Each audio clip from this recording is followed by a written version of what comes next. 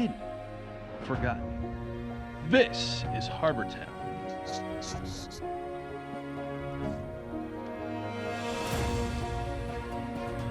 Harbor Town is an all-new series from Miniature Building Authority, the leader in tabletop gaming scenery. Unique, flexible, and playable, Harbor Town will take your games to a new destination.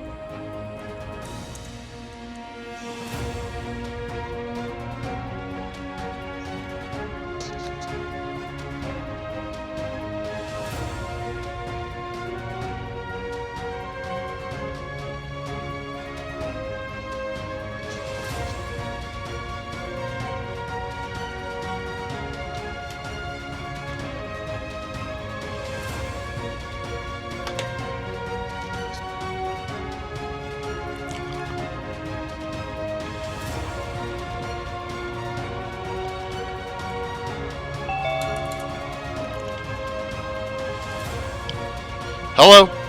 Hello. You're good. You're good. Okay, good. Perfect. Nah, you're good. You're good. How are you? Oh, good. How you doing? I'm doing good. Glad you can hear me. Yep. I did So some you're running the prequel or all the videos and stuff for? yeah. The preludes are up right now. Yeah, absolutely. Perfect. Yep. Oh yeah, I can see the email even that you're going live. So perfect. Yeah, and obviously Frank can hear you. He just said hello, Anna. So From the edge we of are. the Whoops! I sea. hit that. I didn't hit that quick enough. There we go. Yes, David. You got myself and Anna. Maybe Tim. I'm not sure. Maybe the ever Sorry if I'm mysterious Tim as late well. here. We'll see. Okay, cool. Yeah. Yeah, but I need to open the browser. you're my Anna's the historian expert tonight because Well, I must say that I'm not an Elven expert, but I'm passionate about elves more than knowledgeable about them. So, but I know a thing or two. That's for sure. that's good. I was trying to find. I was talking to Christoph, and I was trying to find PDFs on this Vecna Hand of the Revenant thing where all the stories are, and he says it's impossible to get. You know, of all the stories about what happened with the elves with Vecna, I couldn't find it. You know. Okay, we'll see if I have some of the stuff. I've read some of it here and there, but I'm not sure how I got the text. Well, that's Because good. I got stuff from so many sources that I can't really sometimes be sure where I get it from if it's in digital form. Yeah. Well, it's good to you have it. So at least And some of it is things that are ripped off websites that people have written down from sources. So it's a bit like doing medieval. That's good. Research. It's like you get a source from a source from a source sometimes, and sometimes you have the source in written form printed, and something is just. Yeah, it's David. That's the graphic novel. It's like hundreds of dollars now, which is insane for a graphic novel. Let's see here.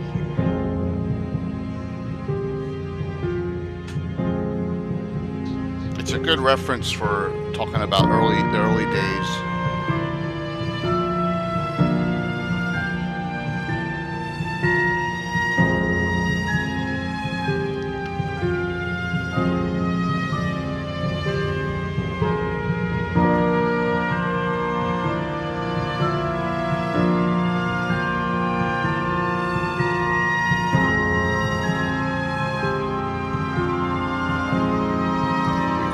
Start this Thursday. After all these ads, I've been running for 2 months, 3 months on this. Actually start that. Yeah, that's good. Yeah.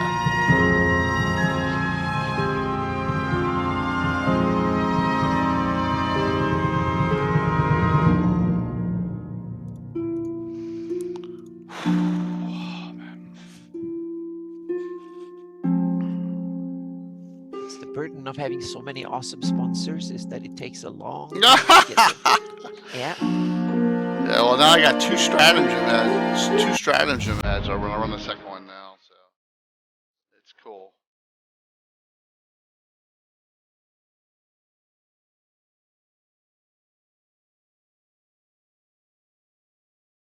Tell you, I used those dice on Thursday night and I fumbled like 7 times. So they're not that good. Oh, I look was awesome, but like, they oh don't my roll. god. They're huge though. I mean, look at the size difference. Huge dice. Yeah. I have some huge too, but they don't look anywhere near. They just look like normal dice, but 4 times bigger.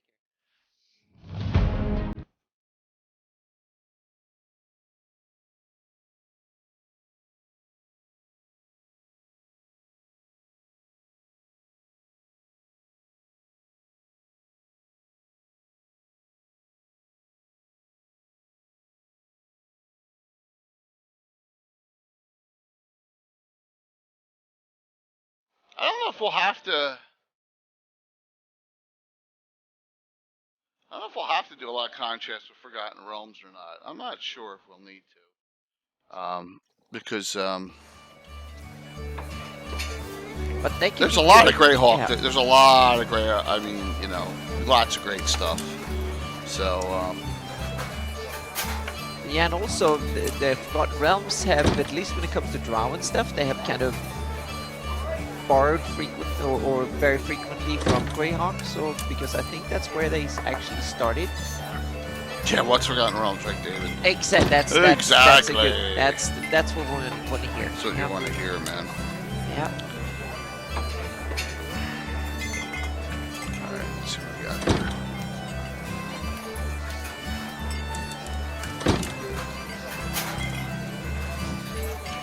I got a lot of data, a lot of good data. So especially from campaign based, so that's a good thing. So we should be fine. Hey, what's up there, Jason? So we're gonna.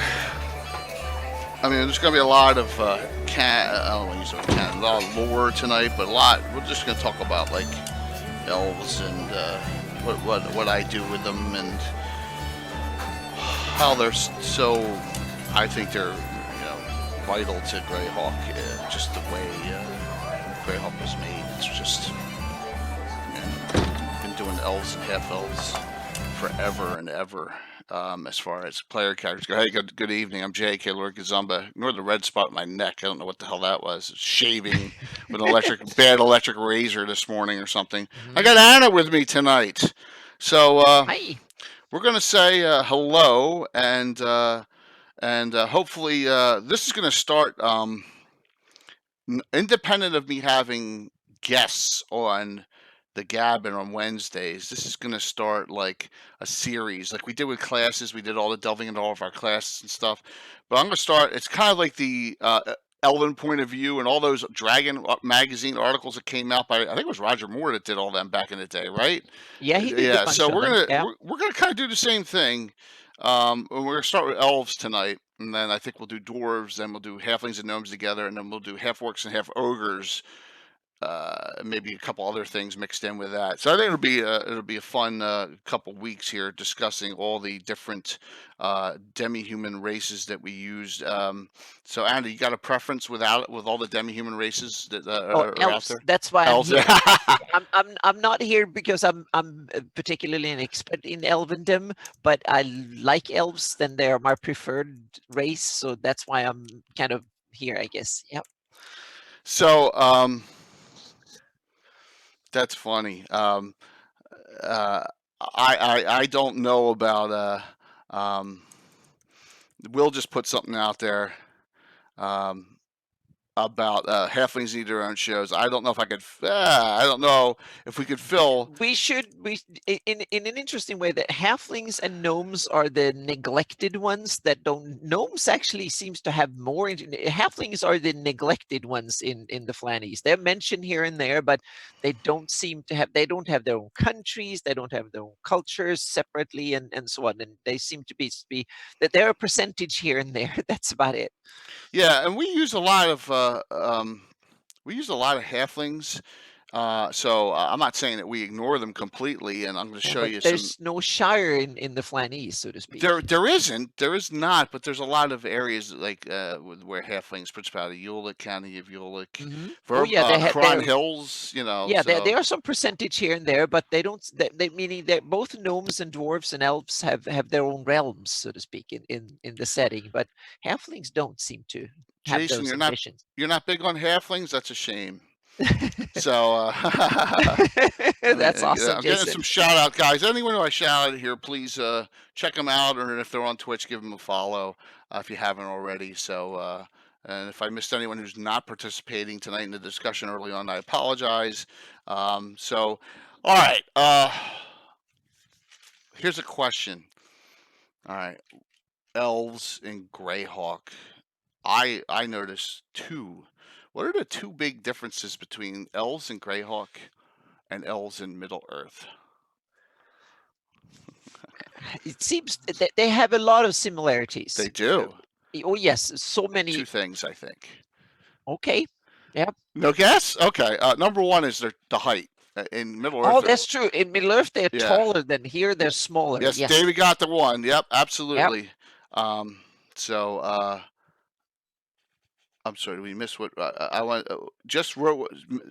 What did Frank write that was funny? The halfling half hour. That's good. All right, so you may have convinced me, Will, and maybe if I want to be really lazy and I want to stretch out and have more shows, maybe I will do one for just gnomes and one for just halflings. But we could do it. We could do it. I was just trying to be, but I We think can list all the realms by how many halflings there, according to various sources that live in different areas, and then you can see. Yep. So you nailed it. You nailed it, David. Immortality is the second one. So if you go into your good old Dungeon Master's Guide, and I mean, some Grey Elves can live to be, what, 2,000 years old? And yes, the Tolkien Elves are immortal, and the Elves of Greyhawk are not. But remember, in this weird Carl Sargent era, this Moonbow thing, I never got that. Like this thing where they feel an urge to go, and they go to Lender Isle now, or wherever they go. Yeah, exactly. They seem to have introduced a little bit of Middle Earth Elvendom into Greyhawk as during the years too. That's kind of.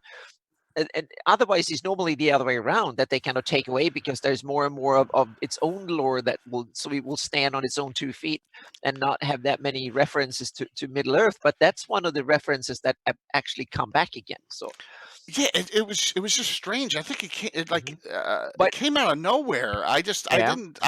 There is some precedent because there is history. I don't know exactly who wrote it, but there's history that the Lendor Isles and those isles were actually what originally one of the early Elven realms in the Flannies, so to speak, and in the vicinity, so to speak. So they seem to have been Elven for a long time, long before there were humans there. Okay, so speaking of that, the Lender Isles, you have a Leonard update at all? Have you heard anything? No, I haven't heard anything. No emails or anything, which might either be a bad or a good sign. So I don't know how to interpret it, so to speak. So we're gonna discuss that, because I know Anna was talking about a little history. I think last week we were just babbling and talking some stuff, and I want her to go over that again if she can remember everything that we discussed on the Elven, the kingdom before they invoked devastation. Right, was right there, and we're going to go over that, and then we'll go into some detail on specifics. But so Legolas in D&D is Wood Elf Ranger. I don't know if he's a ranger. I think he's more of a fighter, Tom. In that question, he didn't do tracking or animal friendship or anything. No, like that. I think Aragon is more the kind of the standard ranger in most things. I think Legolas is more of an archer class for us. Yeah. The Leonard Lakofka archer class, I would put him in there over a fighter. He can fight decently, but I think he's more. Yeah, he's like an archer. A fighter with the specialization in bow. Yeah. Because he doesn't use a big sword. He used like some small knife, short sword kind of things too. So yeah, in the movies, that is. So David brings up a good point. Let's discuss this now. So he says the Elven populations are too high. They were nearly wiped out by Vecna, and their long lives mean low birth rate. So what happened in pre-invoked devastation, then Vecna, and as far as if you want to make it general, that's fine. The Elven Kingdom, where was it?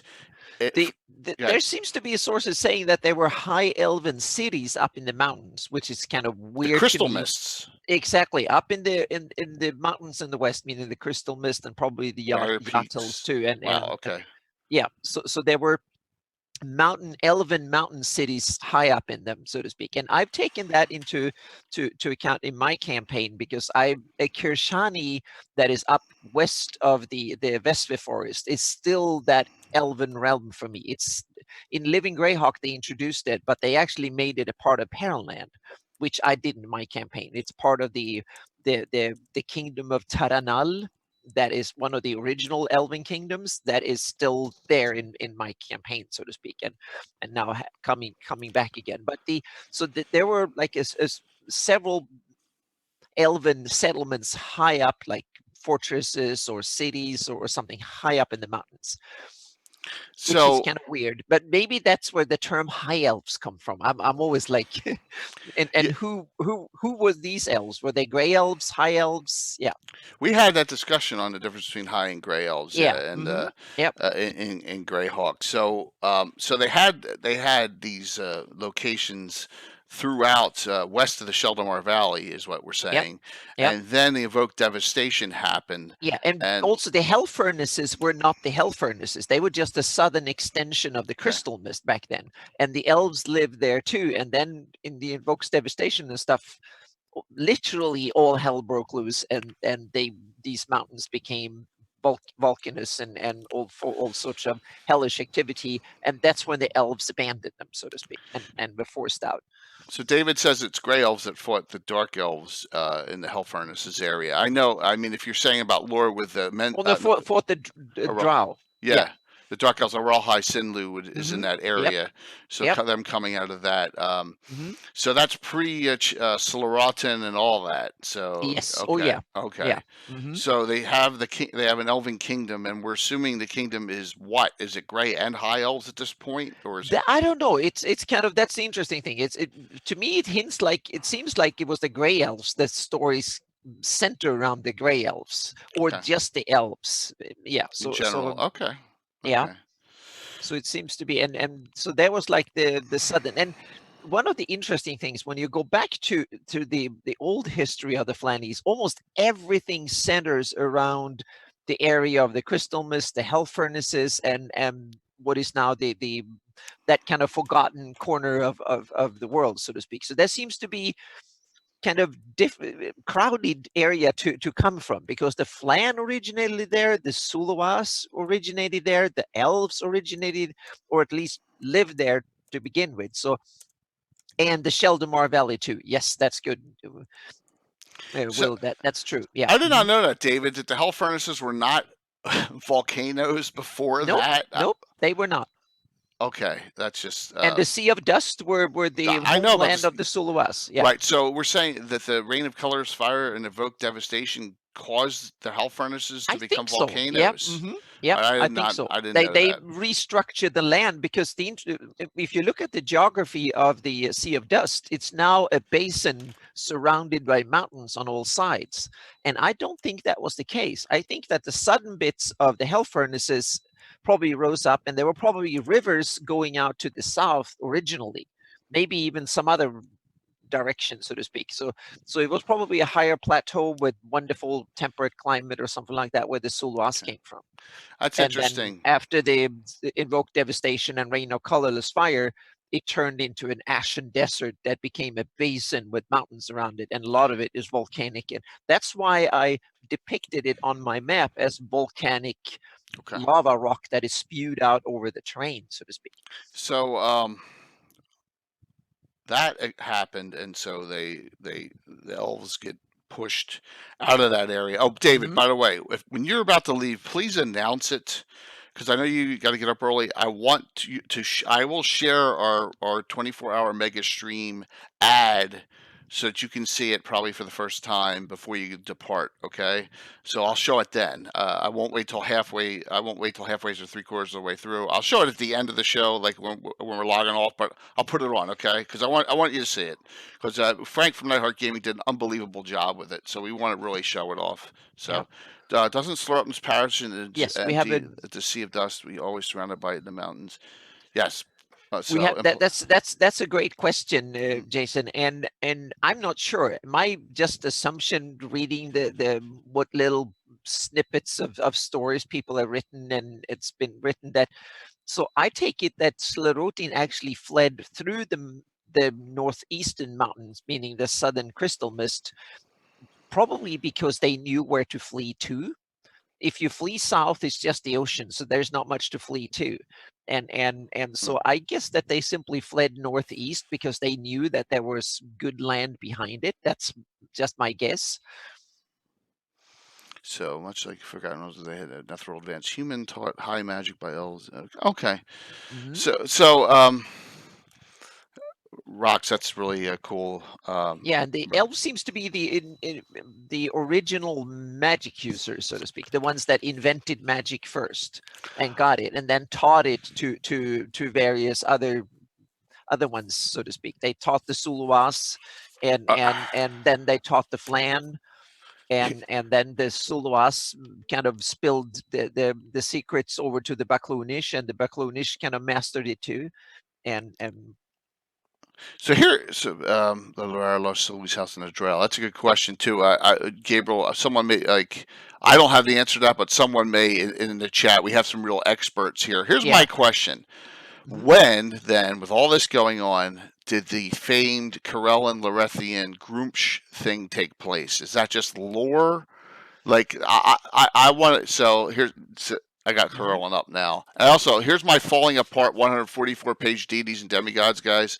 I have a perfect condition one, but this is my reference book that we use. I'm like, don't touch any of the other ones, guys. So, it's more Celtic, you think, than Tolkien, huh? Maybe it's a combination of both, Jason. It's probably, yeah. I bet that there's some Celtic influence in there too. Definitely, yeah. Well, there's a lot. If you look into deities in here, the Celtic deities are really well written up.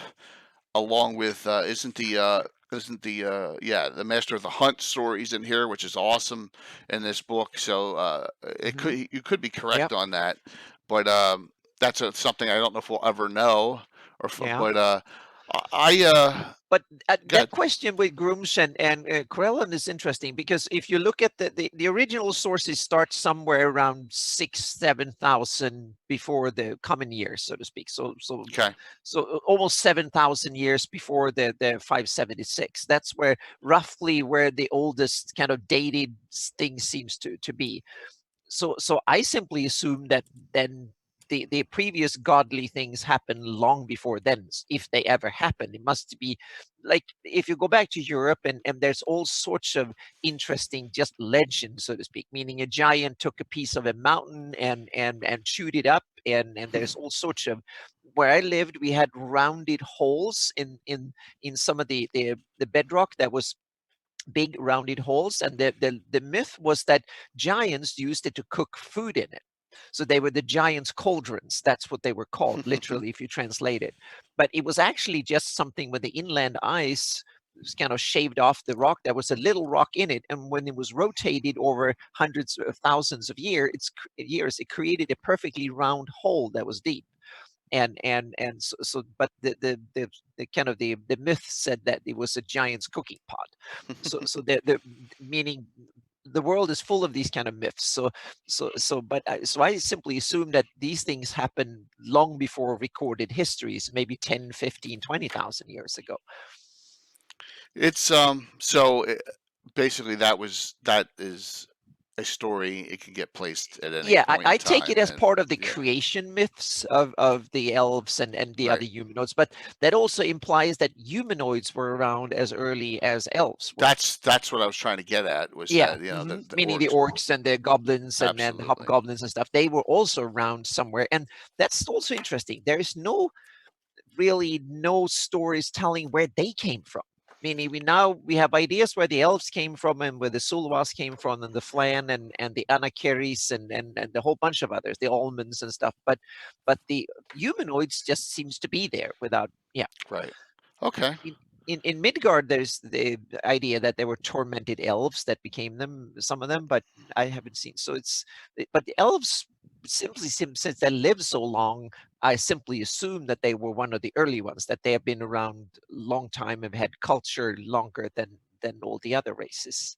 That's just my idea. Yeah. So, Anna, can you give me a rough date, common year or negative common year? Because we're, most people 576. Yeah.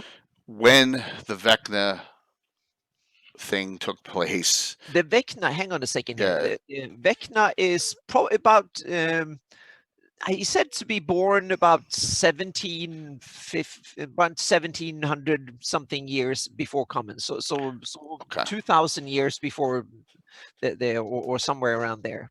So it said minus 1746 to 1711. Vecna is said to have been born as a member of the Untouchable caste in the Flan city of Fleeth.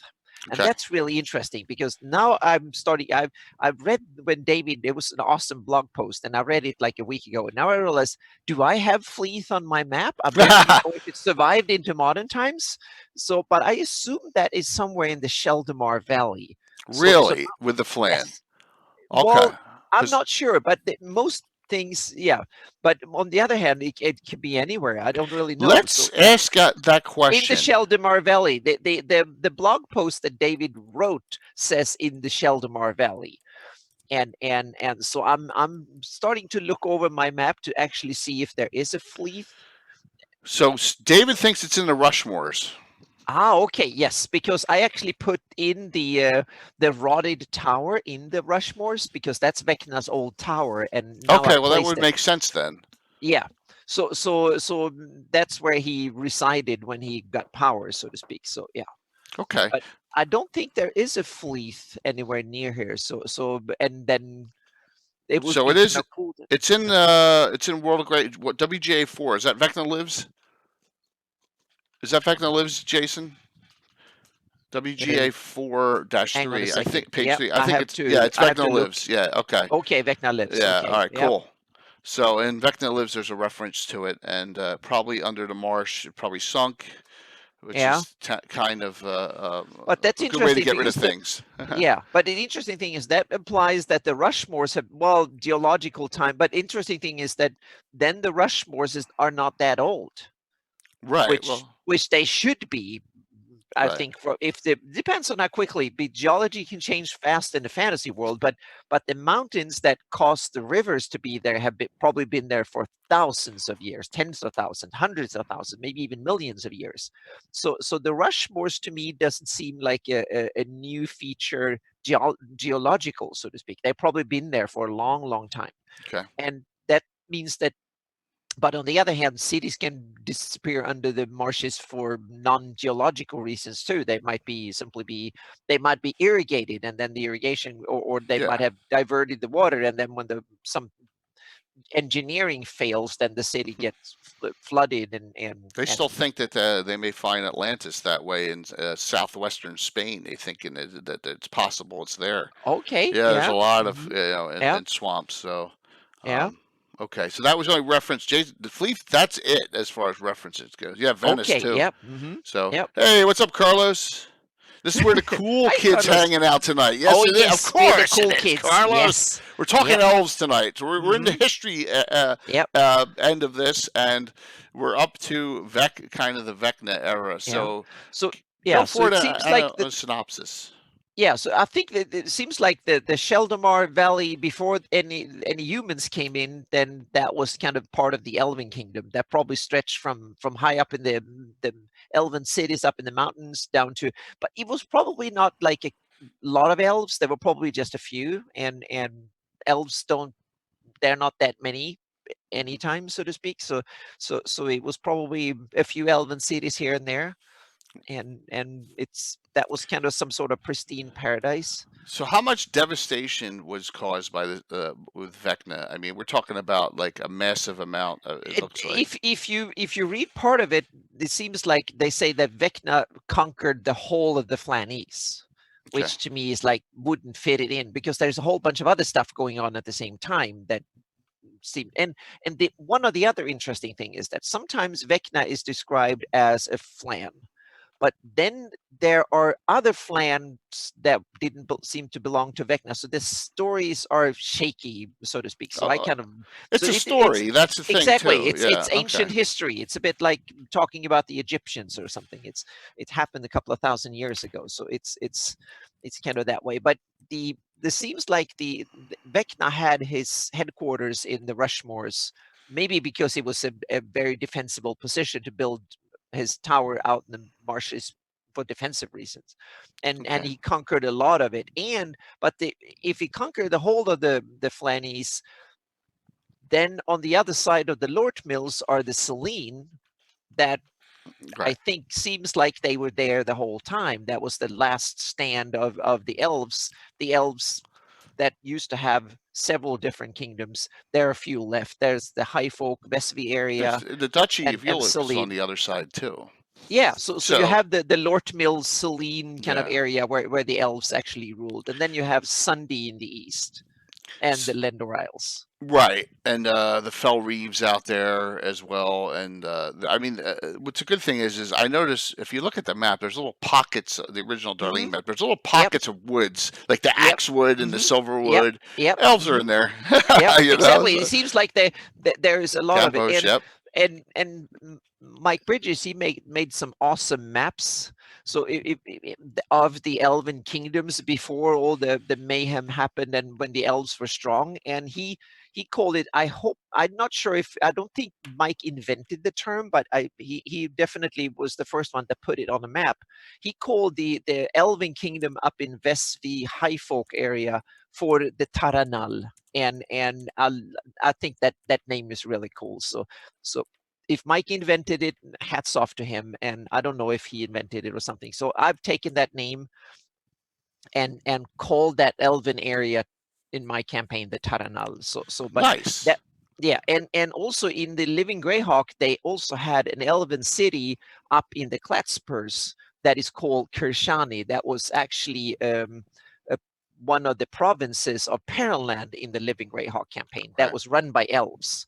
And to me, that didn't fit because there are a lot of elves living in the Western Forest. So for me, I did the opposite. The Kirshani elves are living, that's the last still standing elven city of Along old, so to the speak. western border. Up in the That mountain. makes Yes. sense. Yeah. That was hidden away. And that's now part of the elven realm of the Taranal. They're chaotic, so they're not that super organized. So we may find out more about that in a week and a half on Wednesday, January 22nd, if we have any experts there from Living Greyhawk. Exactly, we might have some. Yes, we might have more experts there on Living Greyhawk and see, because that's an interesting part of Living Greyhawk edition. And they also, I think that was part of being added in I Use the Evil when they talked about the Vesvi Forest.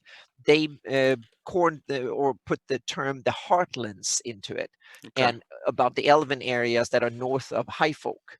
And so what I did for my campaign, I spun off a little bit. So why is there High Folk and then you have the Vesvi area north of it? It's simply because the Great Kingdom conquered all the way up, and they conquered Pearland, which meant that they had that corridor leading from what was then the kingdom of, or the viceroyalty of Ferron, that is Beluna and Furyundi today. And that meant that they controlled that route up to Pearland. And that's in my campaign. I see that's why we have High Folk separate from the other elven realms up in the Vesvi Forest, because they are the leftover from the Great Kingdom. So there's a lot of half elves and stuff. That's why High Folk is kind of separate from the other elven realms, because that was once belonged for several hundred years. It belonged to the Great Kingdom. So if we get past Vecna and we get to, let's just say, close to when people start their campaigns, right? And we get to that point, and everything is all flushed out at this point, and there's evil around. They've fought their war, and the clans are not extinct, but they are kind of diminished, heavily diminished, and the Origians and the others have come in and established, and Great Kingdom is forming. So But you said, and I know when we talked about this last time, you said that's only that had only occurred, and if you look at time-wise on their age, it's only 3 generations of elves at most. Exactly. Exactly. It's only 3 generations of elves, which means that for them it must be one hell of a cataclysm and change and all that. Meaning Vecna is only like 6 generations ago, or 5 or 6 generations, and the Great Kingdom is only a couple of generations ago. Right. So for them it must be the humans must come in and sped up evolution or change dramatically. Yeah. So when we get to that point, we have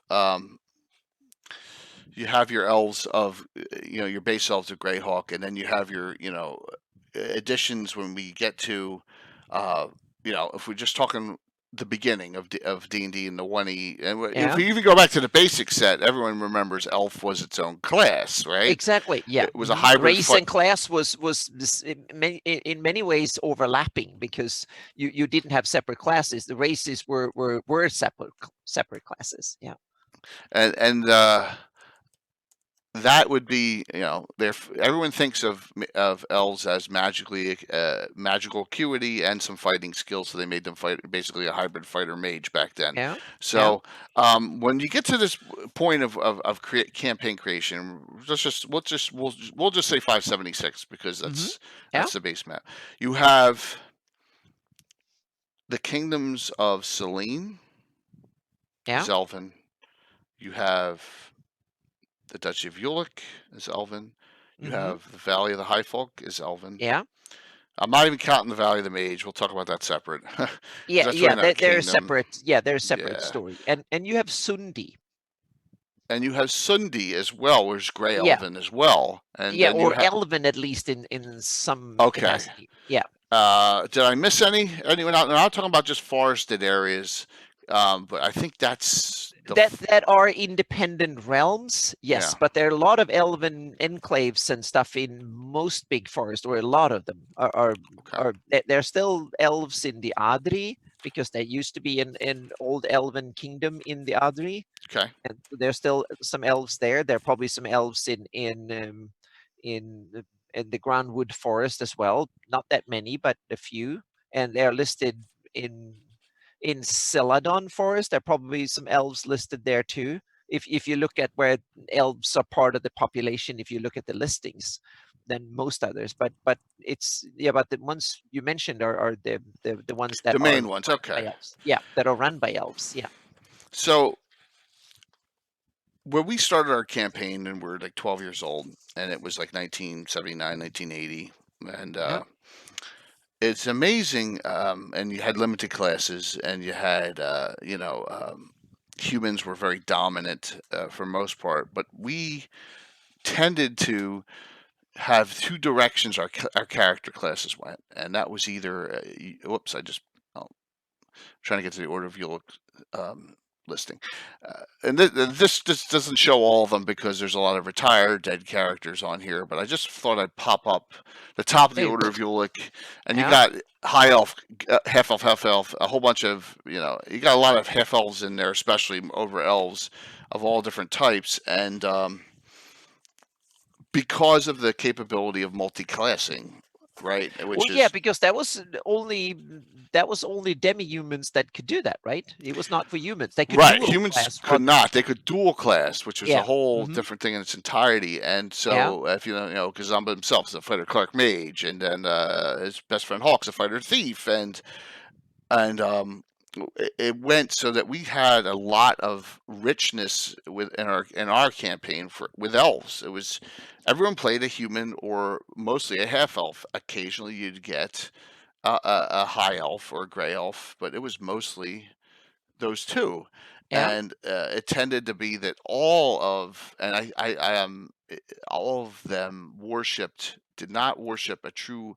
I don't know if it was due to publications at the time. It may have been because what was out publication, like Funk and Heidi Peak. Now, I'll tell you that story. Why Funk and Heidi Peak is like the one, character that was an NPC in the back of a module all the way to still existing in our campaign to this day. Wow. We all love Funk and Heidi Peak. Yeah. So David picked that one up. That was good look there, David. So gosh, what am I? All right. So here's Alana. So, and I don't know if it was because of. I'm just trying to think of. I don't think the Elven point of view article was out yet. I don't think there were other Elven deities besides Corellon, Larethian published, and Alana at the Yeah. time. I'm thinking. And I think they came out early in Dragon articles, and then it was the monsters. What was it called? Monster mythology in the second edition that kind of listed a whole bunch of them. But yeah, I these were think. so long ago that I think you know that way better, remember it way better than me Yeah, because you used it it much longer was than I did. it was ancient times as far Yeah. as those deities. It's going to scroll through a lot of them. Um, but Yeah, the monster mythology is one of the best yeah, supplements for D&D in ever, I if think. you can get a hold of it, it's one of those Yeah. really hmm difficult ones to Hang on a get. second. I'll I didn't get it put it. and Yeah, show. I have it. I didn't put it up in my scroller, but Yeah. the other point of view, yeah. So I'm thinking that that's when. Oh, you had Roleplaying Ralphil. That's it. You had the Roleplaying Ralphil and the deities, Yeah. demigods too. The tree. Yeah. This Um, is what it looks like. yes, and it's It's a one of blue the cover. The blue blue cover books. ones are Yeah. always tough to get. It's a really Yeah, good one. the blue covers were the DM's tools, and there were green covers for more kind of esoteric ones for The real Celtic world things. Roman, yeah. Exactly, there were Celtic Romans and others, and the brown ones for the player editions for fighters and druids and So the monster rogues. mythology took what I have here basically and put it hmm into, but I have the human deities in this supplement as well. So we were big on the Lana, and this is before specialty priests came. We Uh-huh. used them. It Yeah. was pre second edition, so you had a lot of cleric rangers, and you had a lot of one of Alan's Sylvan Elves ripped right off from. I think we talked about this previously. Ripped right off from Lord of the Rings. Arathorn. It was in reverse. It was Arathorn, son of Aragorn, in reverse. So Yeah. was a ranger mage, and he's Sylvan Elf. And so we really pushed out a lot of those characters. Were the basis for our campaign early on in the early '80s.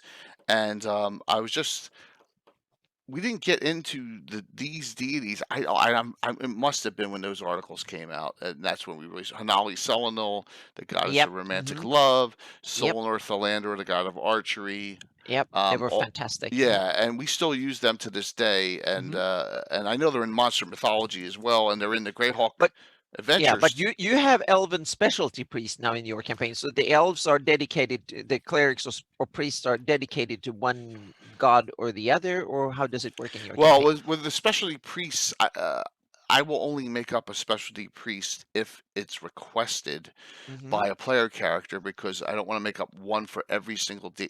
I go Yeah, insane. but do you have generic like elven clerics that Yeah, or how? Yeah. yeah. See, here's a little bit. Clerics still exist, but specialty priests are it's its own separate class from a cleric. Specialty priest class sometimes, but rarely, are allowed to be multi-class depending on the rules of the specialty priest.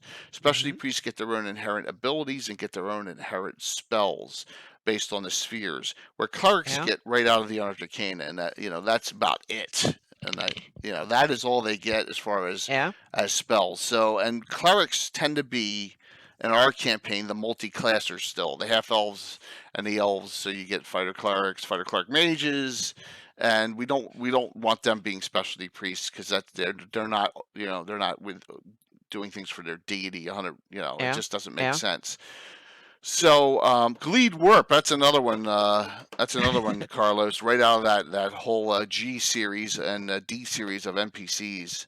Um, so, but so with the elves, it really was a huge thing for us, especially Celine. And I Yeah. guess the point I'm trying to make is that in our campaign, the way it went with elves is that immediately deviates from published sources because at some point, Celine's going to become an isolationist realm and from the ashes, right? All of a sudden, that never happens in our game because of all the interaction our characters have. I guess that's the way it should be. You want to make Yeah.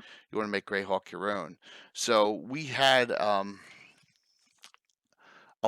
as we added classes and as we added things, elves almost could play almost every class. And what really shocked me was in '83. All right, I should have put this out. In '83, the Cavalier class came out, and everyone goes, "Man, you're really heavy on Cavaliers." And one of the reasons was paladins. And if you look on the listing, Yeah, you couldn't have elven paladins you, back in the you day. can't have elven Yeah. paladins. You still have that rule? Yeah, you can't have elven Yeah. paladins. We have, but here's a little glitch in that listing.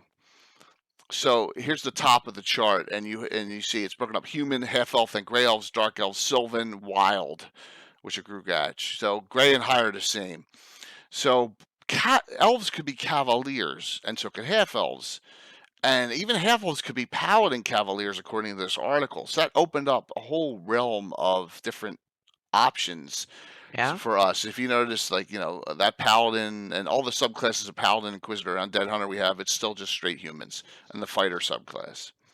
So yeah, Gabriel, we hate I love the book, but I really hate the Unearthed Arcana version of the Cavalier in here. It goes What's different from the ones that were published in Dragon earlier, or yes, and a lot of people don't realize that. Let me pop it up. I'm right here. So it's a bit of a tangent, but I'm kind of curious because no, you it's mentioned cool. it so All many right, so times. here's the article on Dragon. There's an elven female on a unicorn, right? Yeah. Riding a unicorn right there. So here's the do you use the yes, we're going to talk about that right now, Carlos. Perfect timing for that question. All right, this is what I use. If you look on our charts, we have two different cavaliers. The specialization tables in this article, Chivalrous Cavalier, all right, came out, and it's by Gary Gygax, right? And we're like all excited when the Unearthed Arcana version came out, and we're looking at it and we're like, this is stupid. They changed everything. They made it so it was a progressive boom, boom, boom table, and you had the weapons went from this entire great list that they had here. All right, so you had a list of weapon specializations right here. All right, all different sorts of cool things, including Beck to Corbin, and they went and they took it down to two weapons in Arcana. We're like, why did they do that? It made no sense. They like dumbed it down or something. Yeah. They dumbed down. The paladins now became subclasses of cavaliers only, and we're thinking about ourselves. We got all these old fighter paladins running around. That just makes no sense. I'm not changing them all over, right? So there was a lot of things like that happened. So we eventually said we're just sticking with this with this one. Yeah. Yeah. We like the Dragon Magazine one so much better. It gives you a lot more flavor for developing your character. This one is rigid in this book. It's a rigid cavalier. So we just said we're not going to use it, and that's the way it's been. Now, Carlos had a question as well. There's one other cavalier that you're going to be playing, Anna, in the fundraiser, right? Yeah. And that's this one. This is the true Elven Cavalier article. Oh, that's a separate class. Oh, yeah. Ooh, It's a separate class. Wow. Okay. Yes, this is from October of '86 by Chris Booth. Now, once again, let me go back to the beginning here. Yes, it's a completely separate class. Let me just pop into this, and this will put us back. All right, so, okay. If you look down here, you see under Saxon, Elven Cavalier. Half elf, gray elf, high elf only. Okay, so this is a completely separate class. It has a different fighting style. It has different armory. You just hit the best part of the Dragon Cavalier, the flavor. Yes, exactly, Carlos. You're absolutely correct. You need the flavor and variety. This Elven Cavalier class does that as well. And I made some minor changes to it. Okay, as you can see up here, I made some minor changes to the proficiency and specialization system, but it is a dual wielder, which, right, Cavaliers don't. They're shield bearers, right? The Elven Cavalier is a dual wielder, longsword dagger fighter, and they fight with short bows as well. And short bows actually a prime weapon for them, longsword and short bow.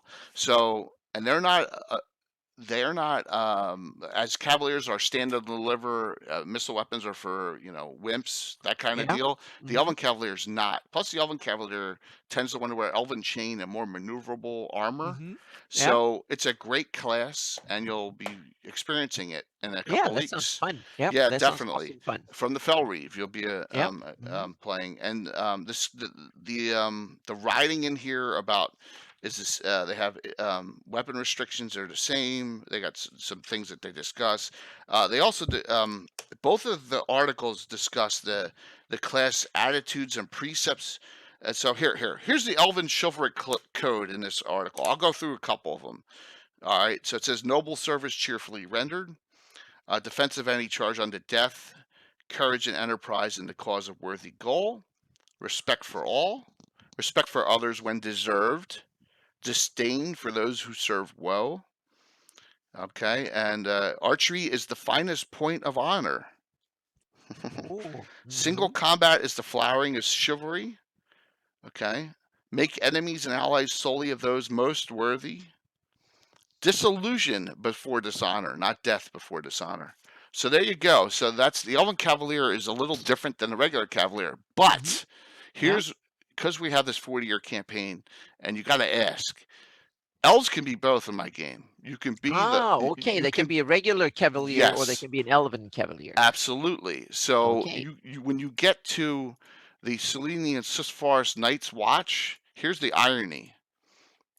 They're all old school Cavaliers. Yeah. What Look, about look, the elven in Knights of the Heart from High Folk? They're also knights. Could they also be more traditional cavalier they from? could be in my game. They could be Cavaliers, Elven Cavaliers, and we have a Knight class.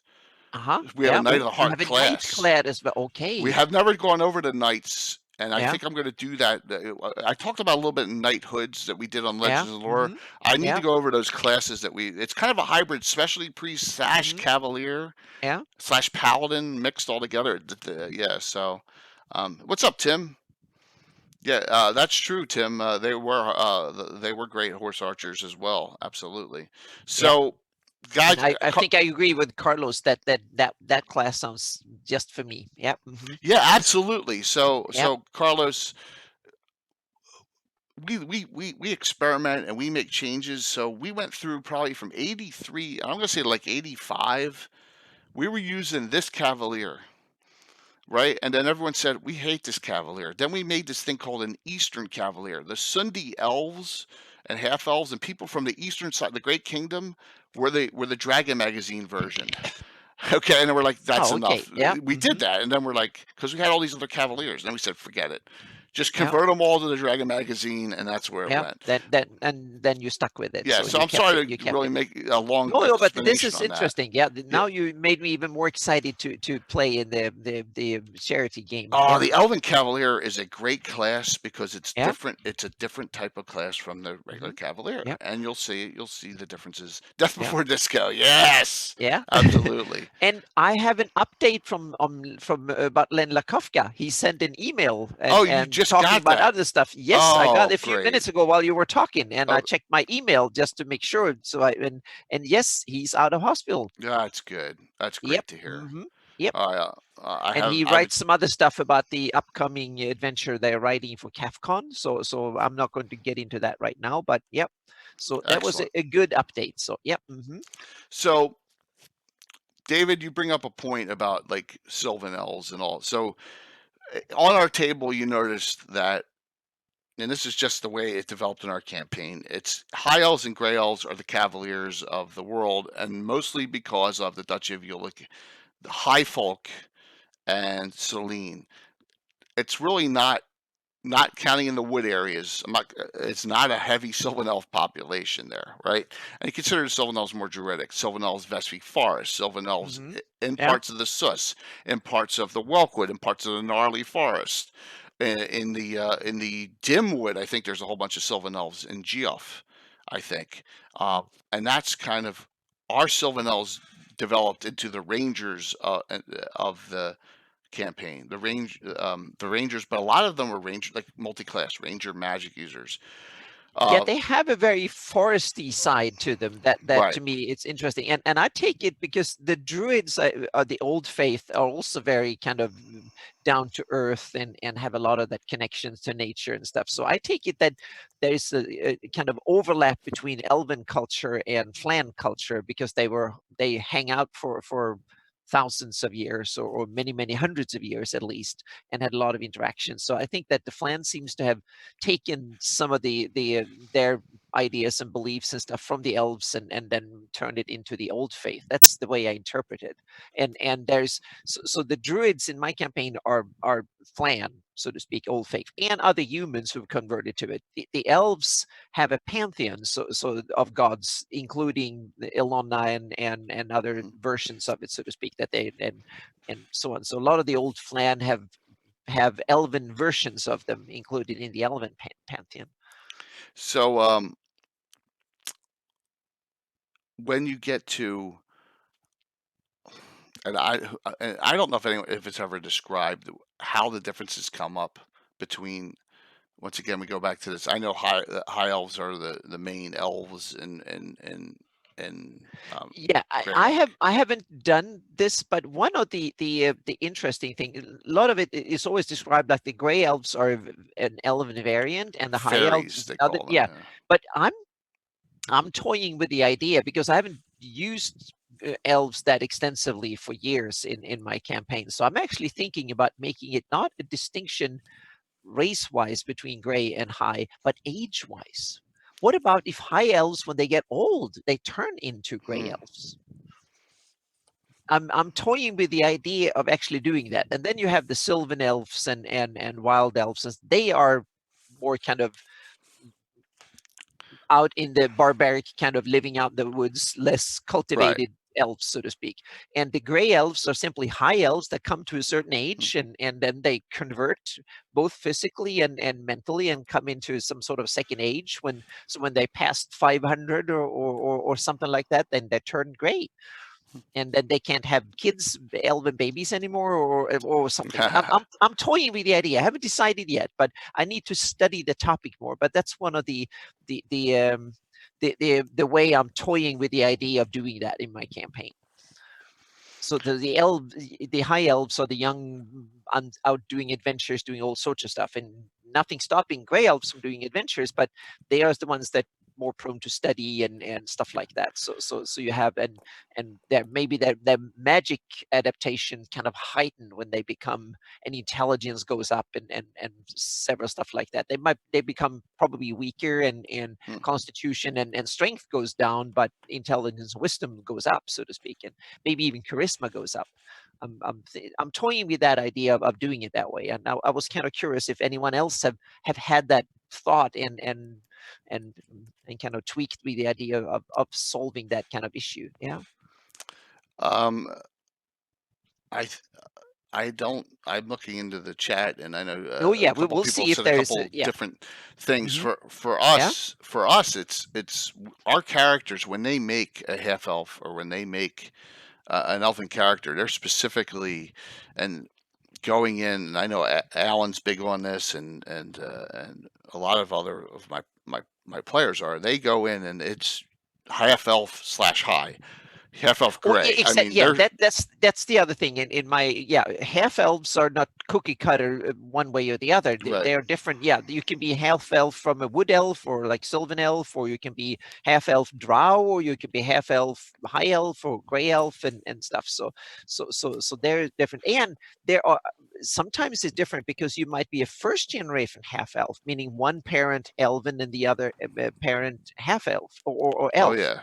Yeah, but then you have others. If you have two half elves that are your parents, then so I see more like half elves are becoming its own sub race, not because constantly elves and humans are forming bonds, but actually half elves keep forming bonds with other half elves, and that way they create kind of its own lineage down the.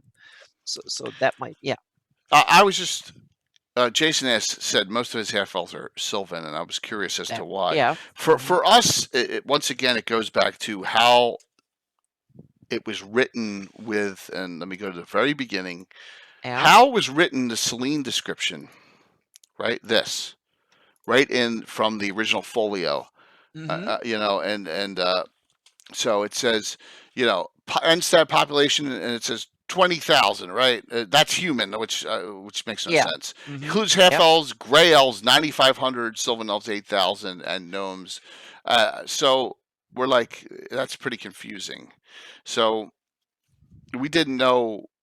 It doesn't mention high elves. That's the That's interesting the thing. weird thing, and Yes. Yeah. so Mm-hmm. we put it that the high elves were there were high elves and gray elves. We solved that with the simple thing on our Yeah. Selenian nobility table, that the 10 noble houses and the fairies were more of the noble elves, and the other Yeah. high elves in that Yeah. caste system in And Selene. That's yeah, how we solved that problem. yeah, you have another way of solving it. You can simply say elves that come from the High Folk Valley, and they are called high elves.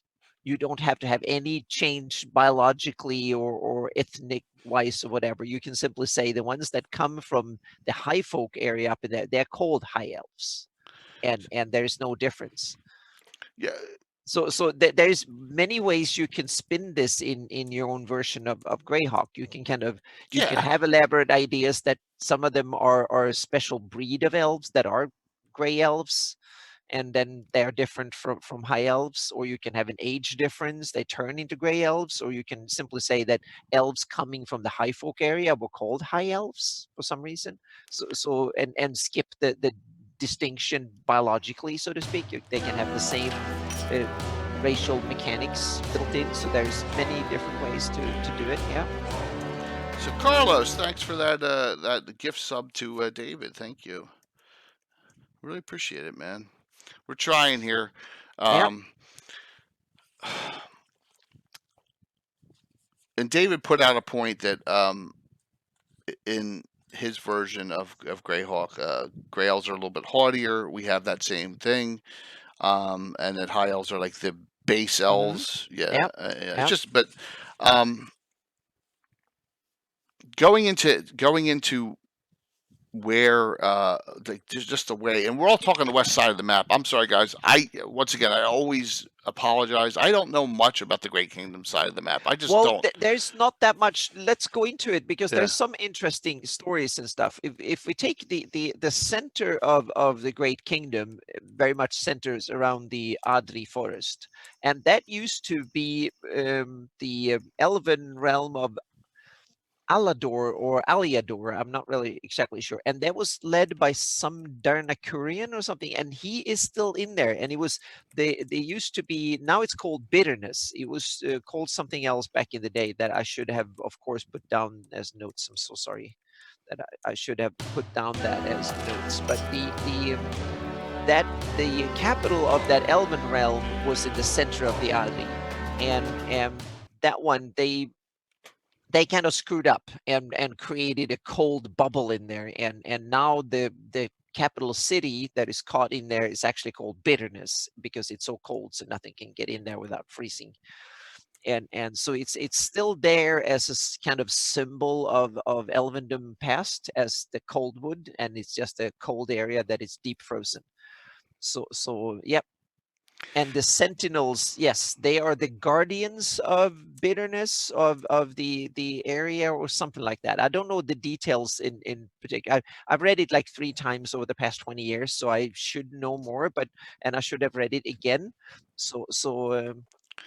And now we have another interesting thing about half elves that Captain I Yeah, don't think yeah. half elves have kids. I guess that's up to everyone in their version of Greyhawk if If you they. look Yeah. at, no, they're not like the mole from no. If you look at, I'm gonna go to the picture of this. This picture is from the Roger Moore article out of Dragon. I just passed it. The half elven point of view. It Mm-hmm. talks about having elves that are a quarter elf, 1/8 elf. Well, the only Mm-hmm. way that happens is if half elves are having kids, right? Yeah. Yeah. Yeah. So yeah. So the answer to that is yes.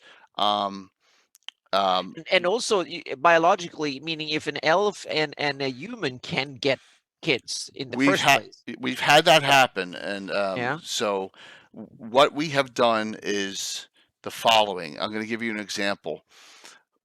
And then we'll talk about maybe some characters in the campaign as well, and to talk about the individual races. Alan's character, Herbie the White. Okay, he's a human. He married Lady Victoria Abdalis from the Duchy of Ulick. She's a half elf. Okay, so what did I do? He's got 3 children that play in the campaign actively. So 3 of them are actual PCs now that we see in our campaign. We decided on a roll, it was a 50-50 shot. Now, they're all 25% off. It's a 50-50 shot that each of those children will either be human-based class or half-elf-based class for the way they can go up in classes because they're 25% elven. And we've had that a lot with a lot of characters. We've had a lot of humans with half-elves. Not as many full-blooded elves with half-elves. It's mostly been humans with half-elves. So, half elf and half no bromium. I'm going to save that for the last of this series. I'm going to do when we delve into half orcs and half ogres, because we'll talk about Tim's creation and my devious movement for that, the mongrels of the putrid tongue, where they were trying to breed orcs and elves together and what their final solution for that was. We're going to save that for the very last one we do down the road. As far as yeah, we've had all sorts of crazy stuff happen in our 40-year campaign. So Yeah, and now let's go back a little bit Sure. to the bitterness and Darnakurian and the Oh, yeah, Ugly Forest. absolutely. There's awesome write up in Even the Undying. Okay. That's in my opinion, it's probably the best ever Greyhawk stuff ever written. Okay. It's just awesome. So in the heart of what is now Coldwood, the center of the Adri, was once the city of summer stars. That was the Elven capital, and that city was run by a prince named Darnakurian, and that was some calamity that happened back in the day. Okay. And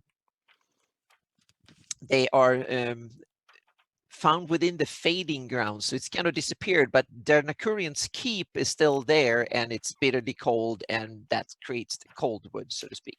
But anyone should download and read all the story, because this is just my botched way of saying it in 3 sentences.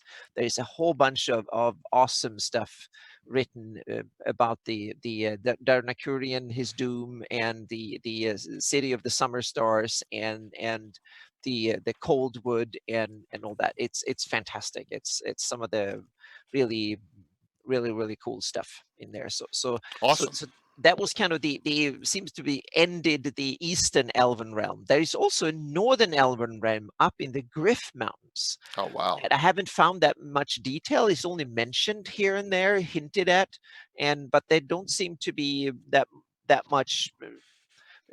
It's mentioned here and there, but then, and it's often mentioned in conjunction with the Tostenka or Skrellingshald up there. That seems to be seems to be a human thing or a Flan thing, but there's used to be Elven things up there. So to me, it's kind of I've written that off in my campaign, but it's there hints at an Elven realm up in the Griff Mountains. And as well. So Elves seems to have been almost everywhere in the Flannies for a while, and then Vecna and others kind of human incursions kind of rooted them out in various areas, but except in Selene and High Folk and a few other places. Yep. Sorry, guys. I just realized that I did never change the title of the broadcast. See, I knew I forgot something. I had a bit, yeah. Yeah, and I love that they are the hillbilly elves. Yeah, it seems like elves used to be hillbillies, and then they kind of climbed down into the forest later on, so to speak, because up in the mountains they seem to have been back in an age where they actually didn't have that much competition. So it's kind of interesting that way too, that they seem to have been up there in the mountains. Okay, there we go. Yep. May have switched. So,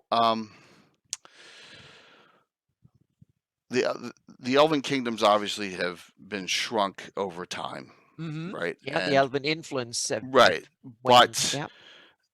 it's rich in. I guess it depends on your campaign once again. But for example, on my campaign, we're rich on Elven characters, And I think we've tried almost every single, or my players have tried almost every single race and class combination that I can think of, or class play.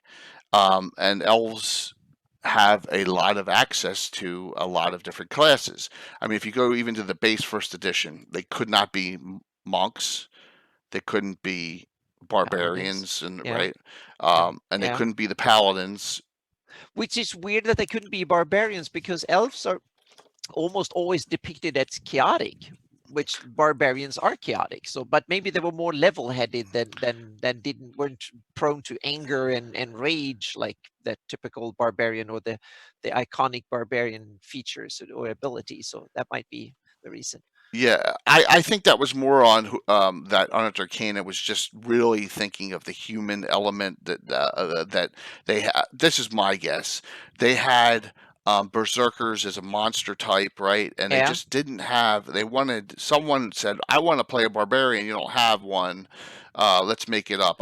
That's what I'm thinking happened. Yeah, So and I think Jason and others have a good point. They weren't muscular enough, so to speak. They didn't have the physique to be barbarians, which right. can make sense. Yeah. But if you look at the stats generation, let's discuss this for a second. All right. And once again, guys, this is not a 5e at all. But if you play an elf, high elf, we'll start with high elf. +1 to Dex, -1 to Constitution. Right. That's Meaning it. no strength difference. Not for high elf. Not at all. If you play gray elf, same, but you also get +1 to intelligence. Okay. If you play Sylvan elf, same thing, +1 to con. I'm sorry, +1 to Dex, -1 to con. +1 to strength for Sylvan elf. Meaning Minus stronger than humans. +1 to strength, -1 to Wow. intelligence. Okay, and that's a Yeah. Sylvan elf, which led us to a lot of. We actually had a fair amount. We've had a fair amount of Sylvan elves and wild elves. Because wait till you see what the Gruumsh get. I don't know. Does anyone know where Gruumsh comes from? I'm asking that question. That's what the wild elves or Gruumsh. You know, if The anyone name knows, let me Gruumsh? know. No, I don't know, but That's it's kind of, yeah, it's kind of interesting to see. It's not like the Verbeeg. It's not right. that like just a Sylvan more feral, right, David? But yeah. this led to us, and we finally, to a lot of 18/fighter characters in the old days on Sylvan elves, which is fine. So you get a lot of rangers and even straight fighters. Alan has run a lot of those that had higher strength with that +1. Now the final one is the wild elves get the same thing, +1 to Dex, -1 to con, no modifier to intelligence, and +2 to strength. But to me, it seems like these pluses are compared to normal elves, not compared to humans. Because in my campaign, I've always given elves +2 Dex, +2 intelligence, like high and gray, and -2 to constitution, and a -1 on strength. Because I've compared them to humans, they are smaller, so they should be less, and they also get the benefit of dark vision and stuff like that too in Right. Pathfinder and stuff. So they get a whole bunch of benefits, but they get reduced strength and reduced con and increased dex, and then for gray they get increased intelligence and but I see high elves as smart as humans, so to speak. But Yeah. but I would not give any elves. I would give all elves a minus on strength, Okay. because Interesting. I see them as smaller, and especially if they're even smaller, like Sylvan elves or Gruumsh that are depicted as being like, what is it, 4.5, 5 feet or something, I would give them like a -2 on strength, and because they're so small that they should not even be close to human in physical strength, so to speak. But It's yeah. an interesting thought process that our Yeah. elves and half elves don't get any benefit at all, except nothing. except the Yeah. +1 to comeliness, which no one uses Yeah. that stat but us. The I was physical just going to say attractiveness.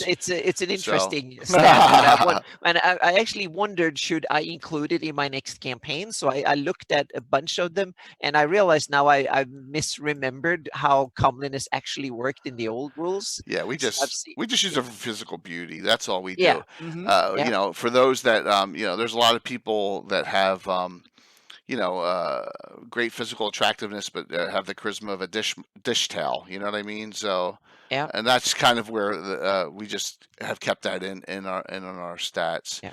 But Thank you to Jason for figuring out that it's Scottish Gaelic. okay.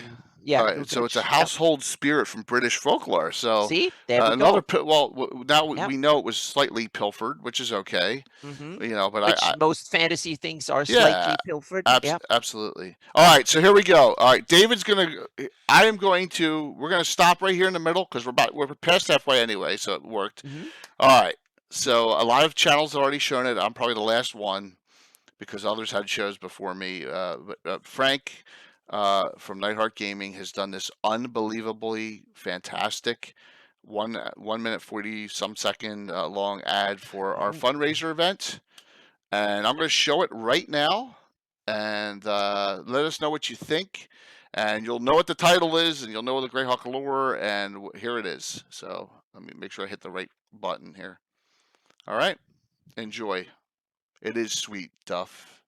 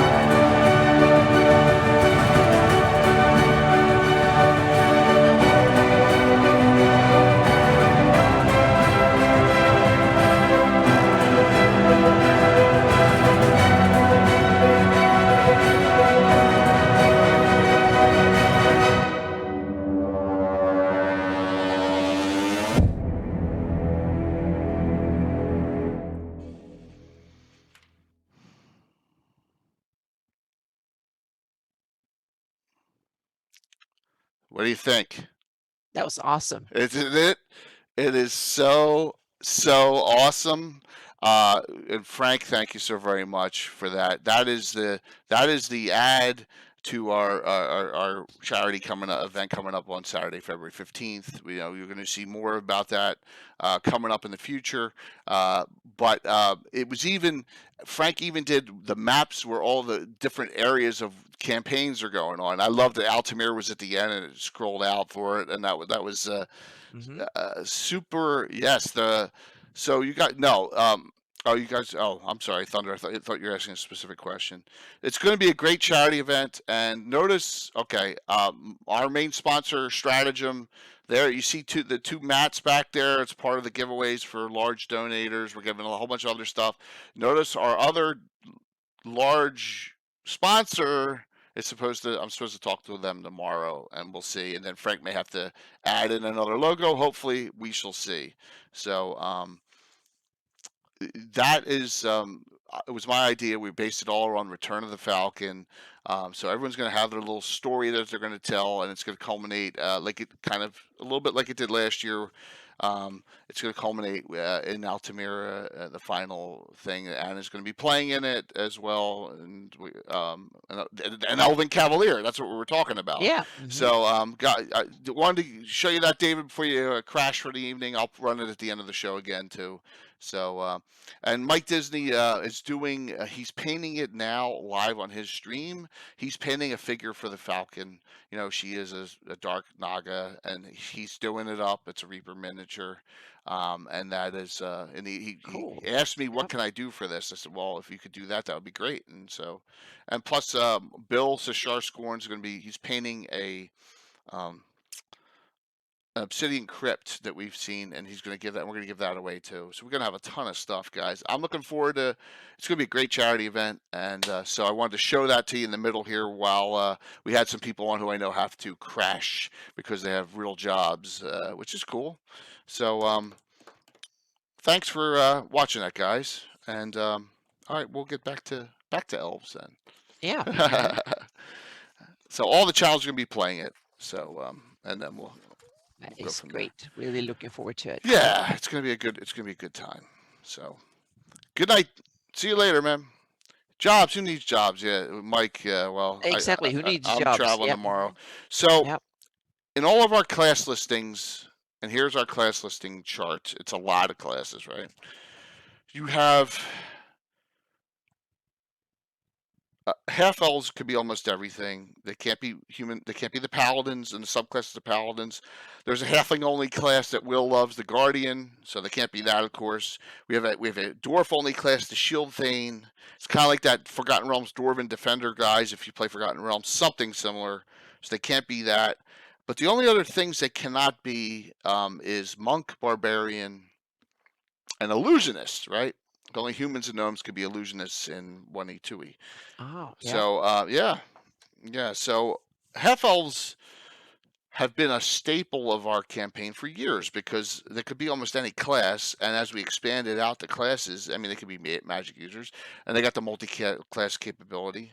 Elves almost could be as many classes as half elves, and I think the only exception is the cavalier paladin. And Saxons too, Bill, right? If you're on still. And oh gosh, and some silly stuff like thugs, which is a subclass of. Oh, and jesters, another dumb class. It's just a subclass, right? I mean, so there's a couple little silly ones. Yeah, here you and have there. a lot of campaign tweaks there. We have a Awesome. lot of the Dragon Magazine article ones that we've tweaked Yeah. out and done. So, yeah. So Saxon was a class. Saxon, SAXEN is called. Bill, it's the Foot Knight. It's the Foot Knight class, and you will see them. And half elves can be them, but full elves cannot.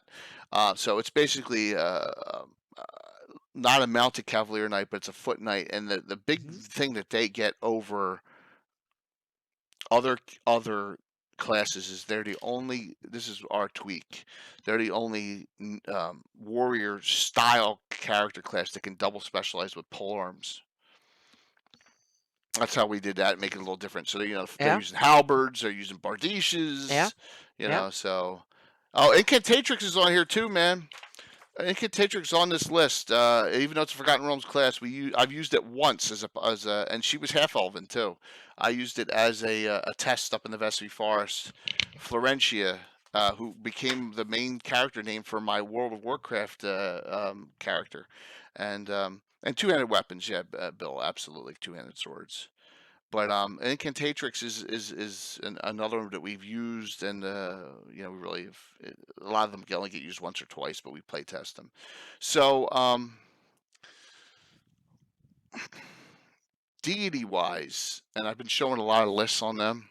Yeah. Up top, you have the Greyhawk High Elves have a whole pantheon, and the Sylvan Elves just have this one, the tree, Rolthane Ralathil. Okay, but it's an important deity, and that's right out of the deities and demigods book. Yeah. So, guys, I don't know what, and some of you have said they've done more druidic off of Sylvan Elves, kind of like the Flan, instead of the Greyhawk High Elves. Well, in our game, what we did was, and Annie, you asked how do I do specialty priests? Well, I'll do it if there's a request for it. So we only have Bill. If you can think of others, let me know because I know you're on now. We have Sol Northalandera, the Elven god of archery. We have this one is not even one of the base ones. This is an added one. There's Sol Northalandera. So that's a specialty priest of ours. This one, Aralith the Taranal, is from an article. All right, so these are other, if you want to add to your Elven Gods, this is by Denise Lynn Vosquil, March of 19, and they're going to scroll through these, March of 1990. All right, the Elfin Gods, 4 new additions to the Elven Pantheon. And this one, Aralith the Taranal, is the Dark Elf Hunter, the Drow Hunter. So we use that one a lot. So we have that one as a specialty priest as well. And then the only other one we have that is specifically the elves, because we have Alana, is Roleplaying Balafil, but it's a druidic style specialty. It's a specialty druid, so it has some special different abilities. For example, which is cool about that class is, or not cool, they get shape change at first level. And they can only turn into an elven dog, the Kushi. They can only turn into a Kushi, or they get, and that's it. Yeah. But so the Sylvan elves in our game are used. I don't know if like a lot of other people's campaigns. It sounds like a lot of you do, but I don't think.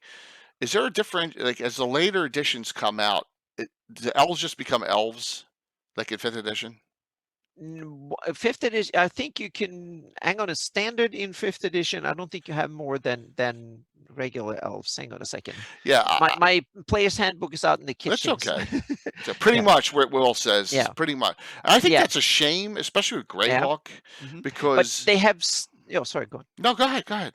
I was going to say the problem with the 5th edition is that it's a generic rule set. It's supposed to handle every setting, meaning Eberron, Forgotten Realms, Dragonlance, whatever.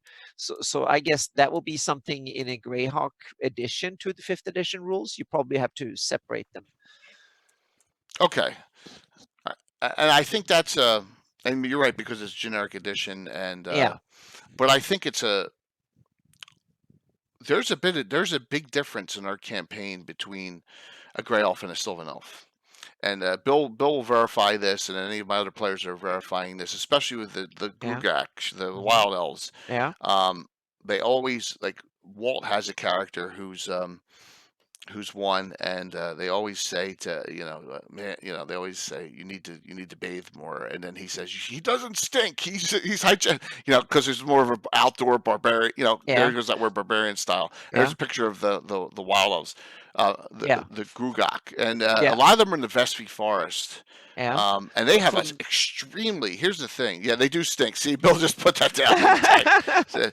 No, here's the thing about they have an extremely limited class listing, and I don't know if it's because they're so isolated. But if you look on our chart here, when you get all the way out here to Wild Elf, you notice that the X's are very limited. There's a lot of thief classes, but they can only be fighters. But they are skulky, so to speak, in their abilities and their kind of style. Yeah. Yeah, that's it. Druid, fighters, and a whole bunch of different thieves and thief subclasses, and that's it. In my campaign, I've taken the Grugach and the Wild Elves.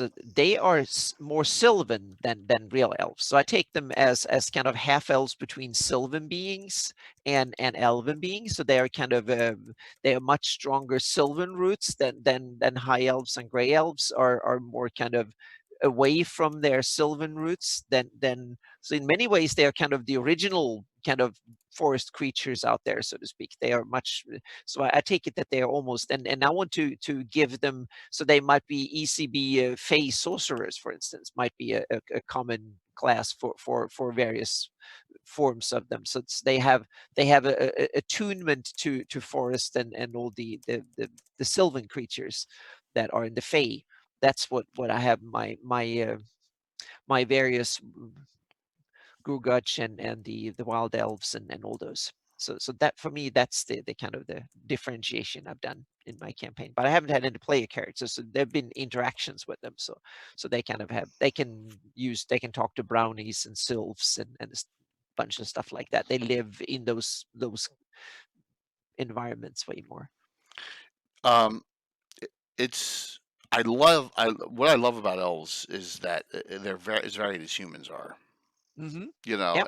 Yep. and I know there's a lot of like I don't dig down into the dirt. Like a lot of you guys really get into the. And I don't mean this as a slight. I don't at all. But like the populations are too high. Okay, or this, what's going on here? I mean, I just love that there's variety, and an elf's not just Yeah. an elf in Yeah. Greyhawk, And so with us, when we were playing, starting in the '80s, we just, we're like, oh, this is cool that you could be.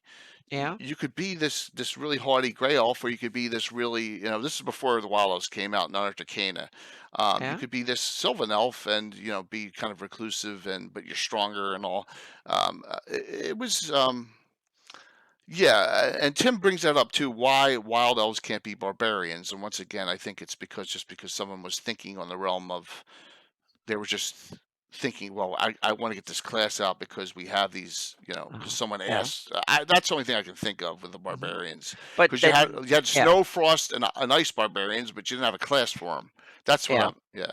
But then since my main editions have been 3.5 and Pathfinder, so I have no Mhm. problem. So in my campaign, a lot of wild elves and Grugas, they will be barbarians, and some of them will be sorcerers, and some of them will be Okay. blood ragers, meaning there will be a mixed class between sorcerer and so fey sorcerer and barbarian, and some of them will be rogues, and some of them will be fighters. And so on. So that will be, and some of them will probably be clerics with the Elven pantheon and the special deity. So maybe even just clerics that just instead of having a god, they just pray to nature herself. So there will be a variant of the druid, kind of a special, not normal old faith druids, but Mhm. other specialty ones there, so to speak. So that's the yeah, and they will have primal in Pathfinder 2. They will have primal magic, Oh, meaning okay. not arcane or divine. They will be primal spellcasters. Yeah. That's is that more like druidic, or is that more? Yes, they kind of Okay. it's the base of your magic, meaning druids are primal spellcasters, but so are some witches and so are some clerics that if you're a cleric or a sorcerer with fey ancestry, then you might have primal spellcasting too. So you have a different spell list from an arcane sorcerer, for instance. So the magical traditions is another thing. So not all sorcerers are cut the same. Depending on if you're Hmm. if you are some of them are angelic, for instance, or come from the upper planes, then you might have a divine sorcerer, and then if you have a primal, you are like a wild elf or some almost sylvan fey creature, then you might have a primal sorcerer. So it depends on, these things are solved different in different game system. So they can also pick and choose what you like the best for your campaign, what works best for the way you want to run it. So yeah. So any of my guys that are on, if you want me to discuss a character or two, I can. We got a little bit of time here, and if you have Yeah. any that you want to discuss that are Elven, we can do that as well. But I want to start with all right here, the winged elves. See, no Oh, thunder that was an interesting. Yeah. because I don't have any. Me neither. I've And skipped them too in my campaign, whether I they're don't think yeah. that they actually are existing in Greyhawk. There's winged folk, which are in Best of the Dragon Volume 3, but I have them Yeah. more human offshoot like than elven offshoot like. Yeah. So, and I know there's winged elves in Forgotten Realms, especially if you've ever played Baldur's Gate 2, and then you know about the, Yeah, and in 3.5, I think. Please go on, and I'm No, that's looking to see okay. if I can get a book here and see, dig into my bookshelf and So find they it. are in this complete book of elves right here, which, as you can see, I barely have cracked it. I looked through some of this stuff, Mike. But remember, this is second edition, so it's Forgotten Realms and Greyhawk based. This book, um, we have never um, we have never really gone and done anything with flying. It really throws a whole wrench into things. If you have I a think there character was that can a yeah, fly there was very in regularly. 3.5 there was a flying race called the Arakokra or something like that that had wings. The That was Birdmen, yeah. yeah, exactly. That I think they were in the same book. They shared the same racial book as elves, so that might have been something why they were kind of yeah. I never used them, so yeah. I Good tried to question, stay though. away from yeah. It was a great question. Yeah. Definitely. So a couple of characters to go over. You're going to see two half elves during the fundraiser stream that I know of that are official. And the first one is um, Tim has Murdoch the Mighty, who is loosely based on Murdoch from the A Team back in the 80s, right? So he's way up there. He's the 47th member of the Order of Ulick, so that's saying something. That's way up top. He's a half elf, and he is a fighter cleric, 10/10, half elf gray. He has a unique glitch that he rolls a 20-sided die during the beginning of every adventure, and he takes the personality of the chart at that point. So he has a whole. We don't know what personality, right, Tim? Yes, 12. Oh, he's 12. Only 12. I'm sorry. I apologize. 12. Yeah. 12 personalities. Kushi is not Fiend Folio Rocks. Kushi is second edition Player's Handbook, and it's in here too.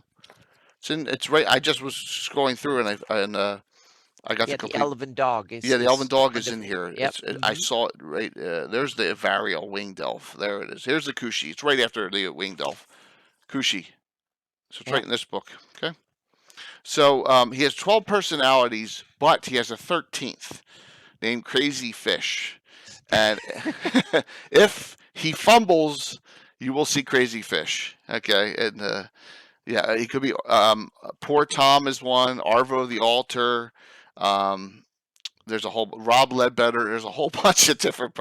It's a great character, and so you will see this character during the fundraiser. And one last thing was, Marco has Swain Markham, and Swain has been dead a while, and Swain's always gets the one that always he's a fighter cleric mage. His tower's the big tower that's going to be in the middle of Altamira, the Tower of Orlana. Well, Murdoch and Swain really did not like each other ever, and so Swain's been dead for a while, but we may have a reunion of sorts, so that ought to be fun too. And that's all I'll say. I've been throwing all sorts of little tidbits out there for the last 6 months on this. So yep, all sorts of fun ones for Tim on that one. So Tim also has, and you remember Fensick too. Fensick was during the last fundraiser. He's 16th level straight mage. He's half elf as well. Let me get to the pictures of the minis. Of course. You know what? How many times do I do that where I hit and I go right by the one miniature picture I want to do? All right, here we go. Preview, update. There we go. Okay, there it is. So here you have Lord Gazumba on the left. Hawk next. They're both mine. Temporal is a fighter cleric. She's on the list too. 10/10. I've talked a lot about her. She's in the order of you look, and she's the head of the sphere of influence in Selene. And then Fensick is the last one. That does not look like a half elf figure at all, but that's the figure. That's the figure. That's the Khmer little one. He's got the sword behind his back, the old Ralpartha. So every time will I do something like that. This next grouping of figures, real quick: Lady Ralta, Yolanda Selene, Duke Wilborn, Elaine Winchester, and then their daughter Erin Winchester. So that's a half elf and a human, and she has human qualities. She's 25% Elven, but she has human qualities right there. So there's a lot of that in our campaign.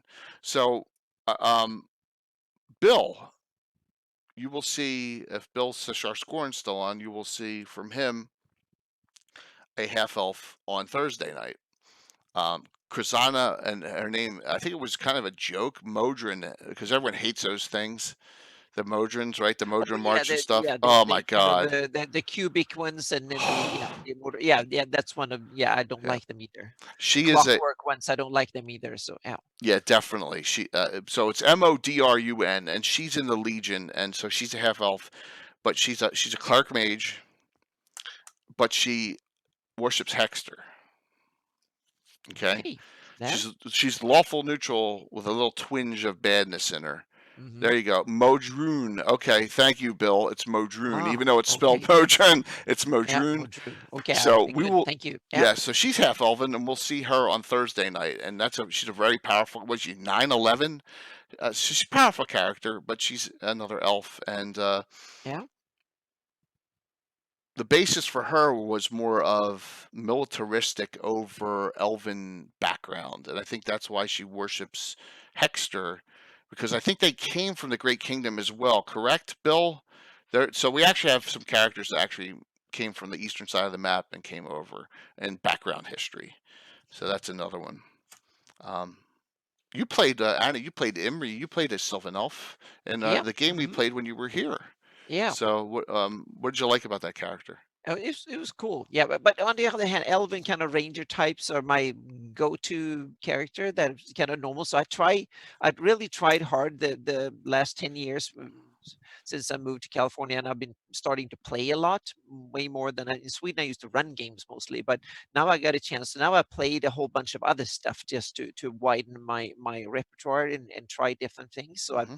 kind of stayed away. But even when I played Pathfinder and organized play, I played an elf, was Erelisi. She became an arcane archer. She was my kind of my most prolific character. That's I rolled her when I moved here, and because and she was started out as an elven ranger, and then she became an arcane archer at the end. Boy, So I have a hard time kind of staying away from elven characters. Yeah. well, there's nothing. Yeah, that's good. There's nothing wrong with that. And all I remember, because I never really got into depths into Pathfinder, was Neverwinter Nights, the computer game. Boy, those arcane archers are nasty. When they get all that fireball Oh effects yeah, off oh their yeah, spells, oh off yes. their. They are, and in 3.5 and Pathfinder, missile weapons are slightly overpowered, and Okay. that means then an arcane archer becomes even more overpowered. So in Pathfinder organized play, I played like 6 or 7 characters, but she was, without being specifically effective or try to tweak her to make her effective, in certain scenarios she was, yeah, it was just awesome. She could kill things at a distance that most other characters would really struggle with. So yeah, so it's they're super. I think in 5th edition it seems like missile weapons are brought down a little bit, and in Pathfinder 2 melee weapons are brought up in efficiency, so that kind of restored a little bit of the balance. So yeah. So here's a good point. Mike Celestian and Jason are bringing up specifics. Like Mike always plays elves himself, and then Jason tends to have them as mages, druids, or rangers. I love to, and I've said this multiple times. We love to experiment. I have a gray elf who's the bandit class, which we use a lot um, out of the Dragon magazine. And you wouldn't think, what would a gray elf want to be being a bandit? But just it's the background on the character. Yeah. We have And Bill has a half elf, Salen Shadow Moon, right? Cleric and Necromancer. He's in the Iron Brigade in Greyhawk, and he's the one that with the crown story I've told 100 times, but so sometimes in order to be good, you got to be a little stupid sometimes. So, hey, Mike, I think my son just opened the door, and hey, there he is. oh Say yes, hi. i.e. Thanks for the cheer, Mike. So we go a whole gamut of classes beyond that. I mean, like I said, I love Elven Cavaliers, so that's a great one.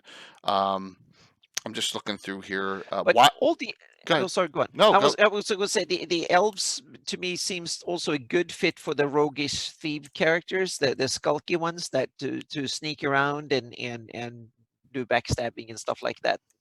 Because it's a dex-based character Oh yeah. class. So I seem to see them, they're a natural fit for that, so to speak. But I think it's their good side that is being, so they're not being seen as the sneaky ones that go around stealing a lot, but I see them as very good kind of scouts, so to speak, in so the Absolutely. ranger rogue type or ranger thief type, that's kind of another, I think, really good fit for elves in most editions of D&D.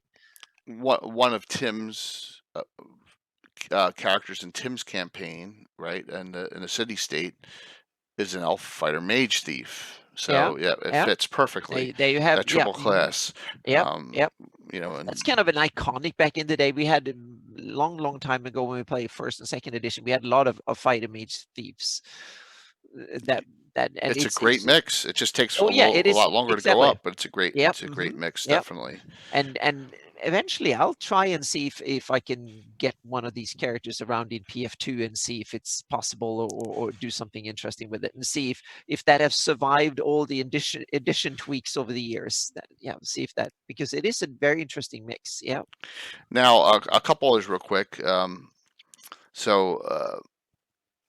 We'll see a fighter mage during the fundraiser, a half elven. That's Tom the Vindicator, named after Tom's character, his name, so namesake. Which you remember last year, Anna? He's the one that did the feeble mind on the on the eye tyrant. Remember that? Yeah. So he'll be playing, and he'll be playing during that, and also the one you snuck in that I thought was a real beholder, but it wasn't. Yeah. And then you have like elementalists, which are second edition class, and we have 6 different elementalists, which I love. Elves are very good elementalists. That's interesting. With elementalists, there's only 4 elements, or do you have sub-elements? See, you How got did that me. work? Yeah. Well, we have quasi, because I was so you use like smoke and ash and that's para. Oh, that's para. Okay. See, quasi is you're dead on. Quasi's lightning, radiance, magnetism. Okay. Wow. Para is all the crap that doesn't fit the well. smoke, dust, ooze. Yeah, exactly. Yeah. Dust, salt, all that goes into the para elementalist. Yeah, so you haven't gotten that, you haven't detailed it into para elementalist, only quasi elementalist. You can't, because you need the spell lists. Okay. So they have their own spell lists. They can take generic mage spells that aren't of other elementalists or force type spells. And so so we've worked that out. So it's kind of cool. Everything is wild with Judges Guild stuff. Well, I love it. I love the Judges Guild stuff, Jason, and I know Tim does too. And we are looking forward to Tim coming on probably after the fundraiser and doing another Saturday night special. So there are a lot of classes that we have in our campaign. There's a lot of characters, half elves and elves, all over the place, and I could go on for days on all the characters, but there's got to be hundreds, literally hundreds. You all right? All right. Well, just plug it in. You're fine. He's just plugging stuff in. It's the start of a work week, but he gets off like Martin Luther King Day. They get off they get off Friday and Monday now. I'm like, what the heck's that all? Close the door. Thank you. Don't let the cats in there. So yeah, he's a blast. So there's a bunch, and I would say this, guys. It's your campaign. You do whatever works for you. Yeah. Greyhawk is very amenable to the elven race. Yeah, and it's like we said before, it is the most detailed race of the demi-humans. Of the other ones seems to have less of a footprint in Greyhawk if you just go by all the published sources and stuff. So Elves seems to be the one that are next after humans to have set the biggest kind of footprint or traces on the landscape and the culture and all that. Yeah, definitely. Politically, everyone knows that I don't have Selene as an isolationist realm, but we have a lot of political goings on beyond Selene, particularly in the High Folk Vespi Forest area. Because are the elves a political power on the global scale, so to speak? Are they out there and movers and shakers? Like, not really. They're more not up with the kings of Furyundi and Nyrond and and stuff like You know that. how the Knights of the Heart are broken into 3 sects, and the Knights of the Yeah, the High Folk are the third. Well, that yeah. area of the High Folk and into the Vesvi, with Bill's character up there, Alanor, who has the keep up in the Eagle's Nest, which is up in here. Let me see. I'm going to mess this up, guys. Here we go. I'll flip this real quick. Okay, here we All go. right, so there's the Duchy of Ulick, Tringley, where we are talking Yeah. tonight, right? All right, some more Ulick. There's Selene with a lot of our ads into that. There's Altamira. There's the Valley of the High Folk. Okay. Yeah. So you can't see it on this map, but the Valley of the High Folk hooks around a bit, but with the Knights of the High Forest symbols there. But from this distance, they work because all the warring's going on within the depths of the Vesvi, right? The Valley of the High Folk's kind of pretty much stable, you know. So Yeah. in my so here there you go. So up in the Beastman Forest, north of Qualston, which is another Elven community, right? Or Qual's Feather Token founded that. There's the Eagle's Nest. That's where the keep is, up way up in the Beastman Forest. So and the Elven Realm of the Timeless Tree. That's all Grey Elves, right? That's completely all Grey Elves there. So you have a lot of interaction up here, but it's not on it's not, as you asked, it's not on a global level. It's on a regional level for elves, you know, Yeah. politically. So, but we're going to talk about them all, guys. I guarantee you next, like we're going to go from boom, boom, boom each week, unless I have a guest. We're going to keep on rolling with this. I think we'll do dwarves next week. Then we'll go dwarf, and then Will may have convinced me to go gnomes separate and halflings separate. We'll see if we can fill 2 hours with that. So Wow. I'm going to try. Don't know if I can guarantee that, but and then half orcs and half ogres will be together. So yay! Yeah, definitely.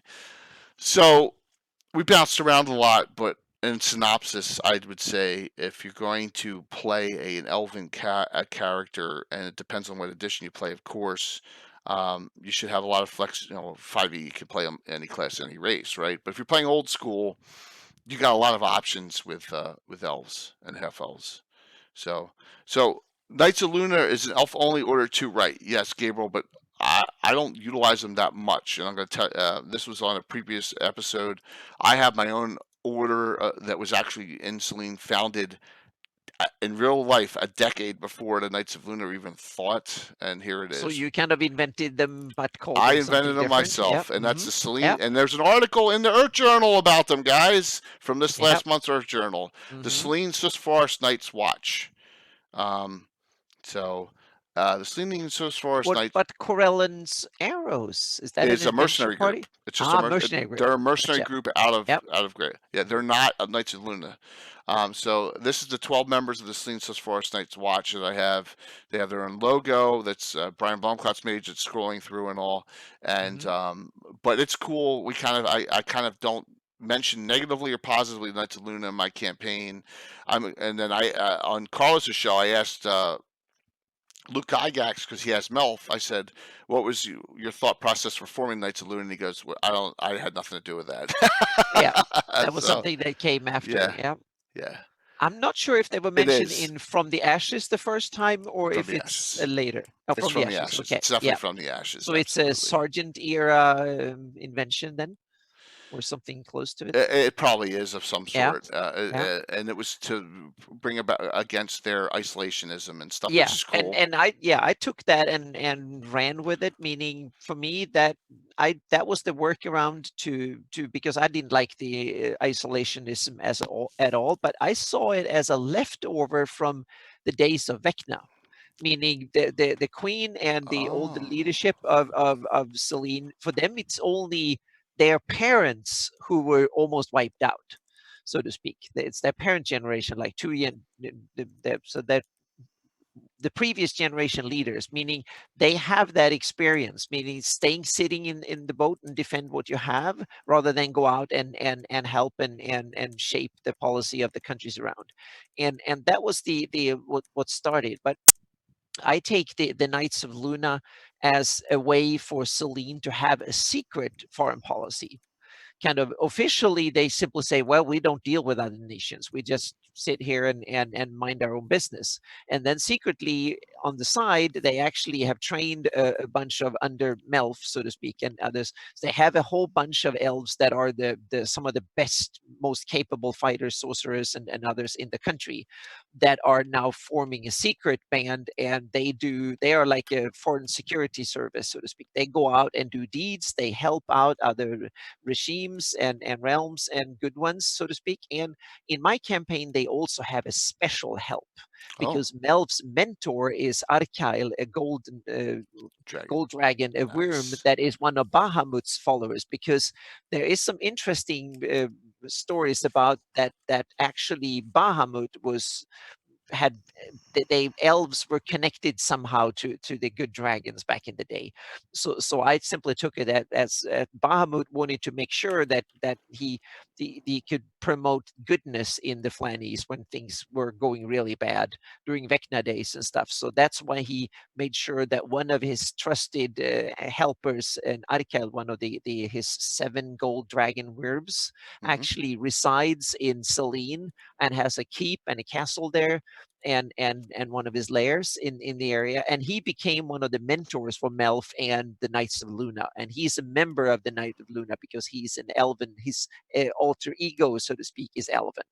And so he's one of the powerful ones behind it, and he's really powerful. So they have a bunch of characters, and these elves go out and secretly help. They can kill evil if need be, and they can help with intelligence, with all sorts of stuff. So they're like a super high adventuring party that acts on the behalf. They spy and intervene on behalf of Selene, and if something happens and someone suspects them, Selene policy will be complete denial and say we have nothing to do with it. And so that way you can have 2 foreign policies. You have one official and one under the table foreign policy, so to speak. And also in my campaign now, Selene is coming back from that isolation, is even officially, so to speak. So Elvendom now realized now is a new world. We don't live in the world of Vecna, or not even in the world of Great Kingdom. That was the next big powerhouse in the humans. Now the humans are divided, and Ayuz and his demons and others are the big threat and the big menace in the area. And all of a sudden, elves realize now that we need to do something about this. We can't sit and let humans be slaughtered when demons and stuff comes around. So in my campaign, the elves are now gearing up to really go in and help. And the Knights of Luna is part of that, so to speak. So they are now secretly and openly supporting various other regimes. And the Luna is also a different beast, because the Luna was formed originally with a special pact, because there was the link between the Elven realm went all the way up from Vestvi Forest all the way down to past Welkwood and Gnarly and where Selene is. That was one Elven realm Wow. in my history, so to speak. And when Great Kingdom came in, then the elves and the humans kind of made a treaty saying that if you have a separate realm that get elven protection and help, and the elves treat them as allies, if they will be run by humans and a regime that is acceptable. That's why Veluna became the a special archclerisy that is much good, so to speak, and a very elven friendly realm. And they have a special rite of passage, so elves can go through Veluna without paying taxes or be questioned or anything like that. So Veluna has kind of a secret treaty with both the Taranal, the High Folk area, and Kirshani in the north, and Selene. So it's also a mutual beneficial pact, so to speak, that has been there. And that's why the Luna have the moon symbol in its shield. Ah. Yeah. Okay. So it's even officially on that they have that sign, because it's the same. It's a variant of the same thing that divers is part of it too. They also have that in there, and even Furyundi has it. So the elven roots go deep in the Ferron, so to speak, because it was all ruled from the viceroyalty of Ferron, and it was that treaty that means that all the realms of Ferron have that sign because that was part of the founding of the viceroyalty of Faron in my campaign. That's why it's in the heraldry of all the ones, so to speak. But Excellent. now it's forgotten, and only political scholars in the big cities and the elves remember it, so to speak. Everyday common folk, they probably have no clue about it because it's 500 years ago or 600 years ago or something like that when it was formed and these treaties were made. And in human term, that's ancient history, but in elven terms, it's the previous generation. Yeah, that's The the current whole thing. generations. It It's like a was snap. Queen, yeah, exactly. Queen Yolandi and stuff. She was there as a young elf when these treaties were signed and all that. So for her, they are still very much a living memory. But for humans, it's something that they're 10 generations ago were signing, and there might be a dusty copy sitting somewhere in Mitrik or Veluna City and Divers and so on. And probably not even in Shendel, because that city was barely even, probably maybe just a village out in the plains back when these treaties were signed. But Divers were definitely a city, and Mitrik were probably a city too back then. It just goes to show you how each of us can take the Yeah. direction, Hmm. a completely Yep. different We direction, can. which is a great thing. Yeah, You it know. depends on what your emphasis is. Hmm. Meaning you can take a little snippet here and there of lore, and then you can spin it in whatever way suits your game and your game style and what you want to do with your campaigns, so to speak. So yeah. So, in closing, this is a Yeah. good discussion, everyone. Thank you so very much for hanging in there on our first one into the Demi-Human series. Yeah. Um, I what hope we've been, is yeah, I what's hope we've going been a on, little bit Anna? inspirational, so we kind of helped you spin your campaigns a little Yeah, bit. Yeah. I wanted to do this for a while, but I didn't want to break it up over the holidays. That's why I held off Yeah. on doing this. But we'll definitely get to all of them. I think, and even Jason said he's never had anyone ask to want to play a gnome in his campaign. I think we have a lot of gnomes in our campaign. We have, with over 40 years, you're going to get everything. So we got a Hmm. lot of different stuff. So Yeah. real quick, and then we're going to show the I'm going to show the ad one more time that Frank did from Nightheart Gaming for our charity stream at the end. So Anna, what do we got going on? I published today for my top patrons an article about the problem with rivers and drainage and top-down, bottom-up thing, and that's kind of a technical mapping thing, but it's basically the difficulty of getting rivers to flow the right way, because if you look at the real world, every valley usually have an outlet. There are very few kind of orphaned valleys in the mountain chain, so that's something to start looking into when you make detailed maps. You have to have drainage basins, and it came up when I'm working on my water map and all the river maps for the Flanies, and I realized my mountains are terrible that way on the current Flanies map. So that's something that will have extensive looking into when I'm redoing it. And so that's one thing that I just sent out, and with some example files and stuff like that for my top patrons. And also I'm wrapping up the third installment of the third release candidate for the 576 map. So it is coming to being ready. So by the end of January, it will be released. For the third one will come out to my patrons in a day or two. And then the final map will come in the end of January or it might be the final, but the final release candidate to everyone to scrutinize. And then it will probably be a month or so before the final map, depending on how many errors and typos and stuff like that people find. But and it's interesting. The latest edition release candidate, I've added a number of settlements from Carlos Adventures. So we have the Alabaster Abbey. We have the hang on a second. We have now I need to remember what they were called here. We have the actually in County of Ulick, Mhm. or Kalu, that is called in. Carlos is smart enough to done it backwards. We have the town of Orchid Brook and the Alabaster Abbey, and we have also have the Morio Point. Moreau Point is there too. And those are, I think, the ones that came from his. I've adjusted some borders, and I've fixed a couple of typos, and I've looked over the sea lanes and various stuff. So there's probably about 20 or 25 changes. And the other big thing is that a lot of the Kingdom heraldry that I've used for my campaign map have made it on, and I made a poll among my patrons, and 90% kind of like the idea and like them. So they will be on, as far as I can see. At least they will be on the release candidate that goes into the general population, so to speak. And then we'll see if there is an outcry saying, no, those are fan made, we don't like them. Then or someone gets heavily criticized, or yeah, then one will disappear, and it will be on my campaign version of the map that will come out later this year too. But so there is a bunch of, then I will also adjust some of the in the Brightlands or the Bright Desert. There are some old reference to old Flan kingdoms and stuff. I'm going to remove them because I realized they were just things I added for my own campaign map back in the day because I've heard about them.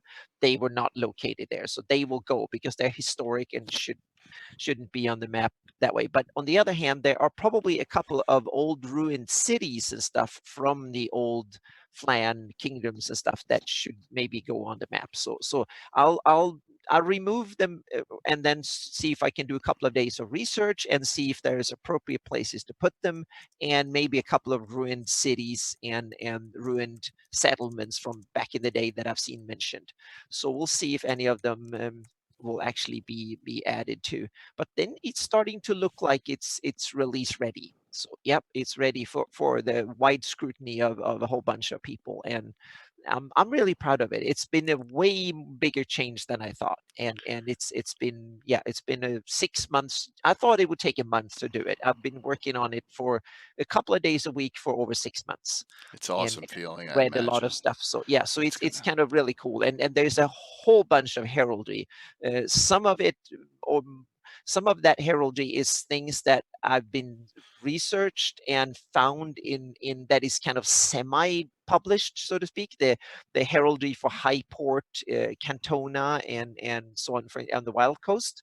That was kind of interesting because we took that from the actual boxed set cover painting by Easily, and so they have been added. And then I've added a bunch of heraldry that I developed for my own campaign for the various provinces of the Great Kingdom, and a lot of people have liked them. I got a lot of good criticism for them. That's why I dare to now put them on the release version of the map, because they kind of lived on I've released them in various forms, most of it for the past almost 10 years. So I think they're ready to be included in Greyhawk fandom, so to speak. So overall, I think it will be a good base map to go forward.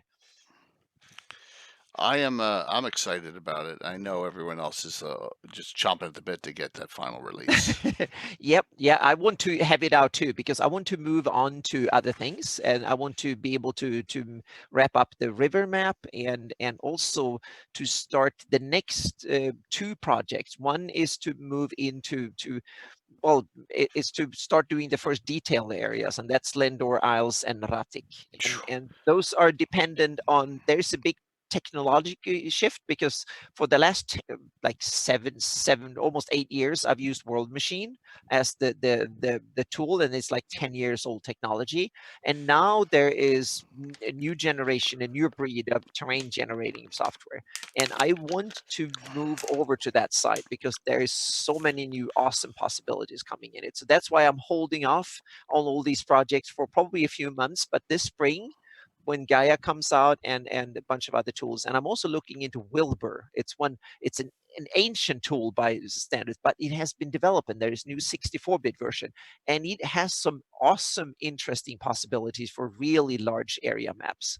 So it's more, I'm trying to tweak so I get the right workflow going forward, because I want to make maps that are really a workflow that works, so I can effectively map things that look good and work and function well, so to speak. So it's finding the right method to do it. So one way or the other, it's coming this year. So there will be a Lindor Isles coming in this year, and there will be Ratik coming this year, and there will also be a look.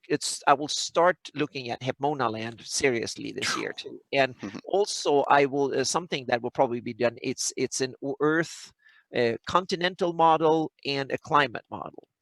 to go with it, because that's something interesting for me, because that will build a lot of the texturing and the data and stuff, because I want to have a weather system for my campaign as well, so it all ties into the same research. So those are the stuff I'm going into, and I have a secret project that I'm not mentioning yet, and I also want my patrons to decide what projects to start looking in and research to do 21, because then it's time to up the ante and start digging into real areas, meaning whole realms to do. So I hope that I can have the technology base to work on 1,000 by 1,000 miles in one go.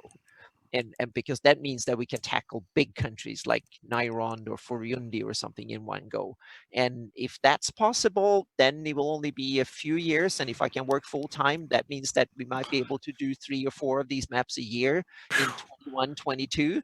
And that means that by 25, we can have the whole Flan East mapped in exquisite detail, so to speak. Yeah. So it all depends on how many patrons. Right now, I can work 2.5 days a week on it. And with a bit more patrons, I can add another day or two to it, and that means that I can work a lot faster, and I can get cooler toys to a faster computer and stuff, and that means that shaves off a lot of time too. So better quadros. yeah, exactly. So I would get a 36 core instead of a 8 core CPU and stuff like that faster. So yeah, so I'm so grateful for everyone who helps me do this and keep doing it on a professional level. I'm just, it's just amazing. So thank you so much, everyone who gives me a chance to play with this. And I'm sorry that I'm kind of a little bit all over the place when it comes to knowing my elf stuff and my history and stuff. But geography is the thing, and we should have a legends and lore this in like spring or summer, where we talk about the geography of the Flannies more in detail, because that is, yeah, so we should kind of dig into them, because we talked about the history and we talked about a lot of stuff, but the geography itself is really interesting, and we can tie that into climate and a bunch of other stuff going forward. Nice. So on my end, guys, here is something that's kind of cool, and I don't know, Carlos, where you are at this or not, where you are, but both Carlos and I got asked by David Maurice and Paul Stromberg, whatever, to DM our games at GaryCon in the Legends of Roleplaying room with the Legends of Roleplaying group. That is awesome. Yes. Yep. So I'm excited about it, but my rooms got assigned for DMing that weren't in that room. So now that Skip Williams is working on changing it to where it should be. So that was a great honor. I'm looking forward to doing that and talking with them all in that section at GaryCon. So we're really getting into some really cool content. We start Legends of, Trials of the Legion on Thursday. It's high level. You know, when I talk about high level, it's 11th. There's a lot of 11th to 12th level characters in this, so hopefully there'll be a lot more political discussions on this one. If my guys can remember what they had for lunch that day, it was, I always say, hopefully. That was awesome. Yeah, we'll see. Got some good points last game when you did that. That was like 12 times I said it. I'm like, well, that was the whole bunch. It was like a perfect example. It was so funny when you kind of hinted at it, your players didn't understand it, and I laughed so much. That was so much fun. Yeah, I said it a couple times. Like Walt had said something, and I said, I said that 7 rounds ago or something. I was like, oh my god, that was so funny. Yeah, that happens. You get used to that with your players. That was the way you did it around the table was awesome. Your whole Thank you. That was great. Yeah, you can do stuff like that. That means that you are a coherent group that you played for years. So cool. Good to hear it, Carlos, that you're in there. That's awesome as well. Please mark down that date, everyone, that February 15th date. I'm just asking if it's even if it's a small amount, or last year we raised $1,000, like 1,010, I think it was. I'd love to smash that this year. You know, whoops, that was Legends of Lore. Of course I hit the wrong button. I didn't even come up. But we're looking, and I'm gonna run that. Oh, no, they're not running. That's weird. There it goes. So we're gonna run the mega stream thing as we close things out here. But our next stream, there's no Legends of Lore this week. Our next stream is Thursday night. And then we'll continue this discussion, another Gabbin, number 80. I think we'll do dwarves next week. There's a lot of cool things that go on in our campaign with dwarves, a little bit tension between the Order of Ulick and the Prince of Ulick, which we can discuss. We can discuss a lot of the other dwarven areas like Caracast and the Lort Mills and all other sorts of fun things with that. So I hope so, Jason. I know David Aho is going to be there as well in the Legends room as well. Yeah. So and I could say that I worked got all my tickets and stuff. So I booked my flight ticket, I got my hotel, car rental, and all that stuff, and badge and everything. So yeah, David, I'm going to do that right now. Okay, all right, David, I'll do that for you right this second. So bear with me. Here they come. So it starts with Carlos, who's on. Okay, Carlos Lysing is on first. All right, and that's 4 a.m. Okay. While I'm doing that, let me pop up the logo for it real quick. Give me 1 sec here. All right. So Carlos is first at 4 a.m. Give me 1 second. I should have had this ready, of course. I should have had it ready. All right, there we go. Okay, there's the ad for it. All right, Carlos is first. Jimmy Duffy second. Praetor's Rejects at 8 a.m. Okay. Noon, Will Wicked Studios, he's on to. I think everyone, all 4 of them have been on at some point tonight. And then Nightheart Gaming, who made the ad, and that is Frank, and goes 4 p.m. Okay. And there's all the channels, and then we will finish it up at 8 p.m. And that's all Eastern Standard Time, everyone. So, thank you, and like I said, I'll add my links to my stuff there too, so you have it at the end. There you go. If anyone is interested. Yep. So I'm gonna run the ad again that Frank so kindly did. Hopefully, we see you all on Thursday for a really cool high level. Hopefully, and there'll be a lot of. It's in your favorite place, the Shieldlands, Anna. We're going to be visiting a lot of those spots on the map that you put for us. Awesome. Yep. Yeah, and the map is up. The map is up. So we'll end with this tidbit. The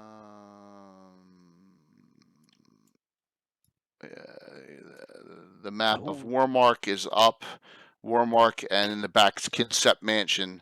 There you go. That's kind of like that's what's on my table already for Thursday. So I'm getting ready for it. So cool stuff. Yeah, that keep was made by Bill Seshar Scorn. And there's some miniature building authority, some stratagem on there, some geohex, and a lot of custom crafts by Bill on that map. So we'll see you all. And let's see. I'm thinking we will hit this out, and I'll see you guys Thursday.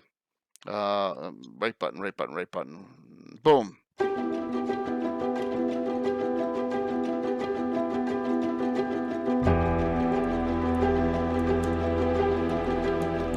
Woo.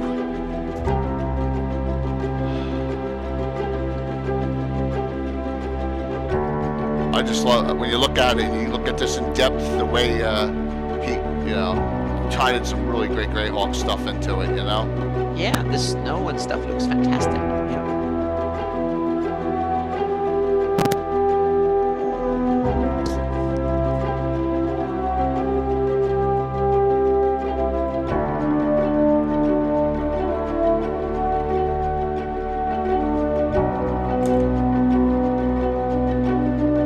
So the 12 o'clock and 4 o'clock are both in Greyhawk City.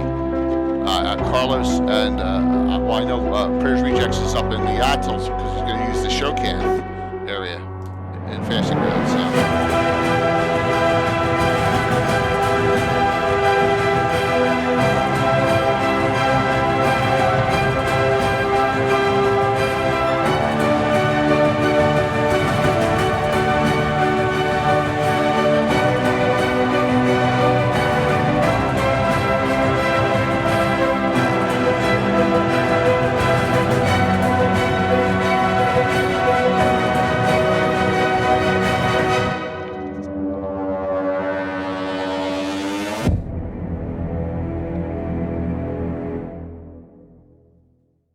See y'all. Have a good night.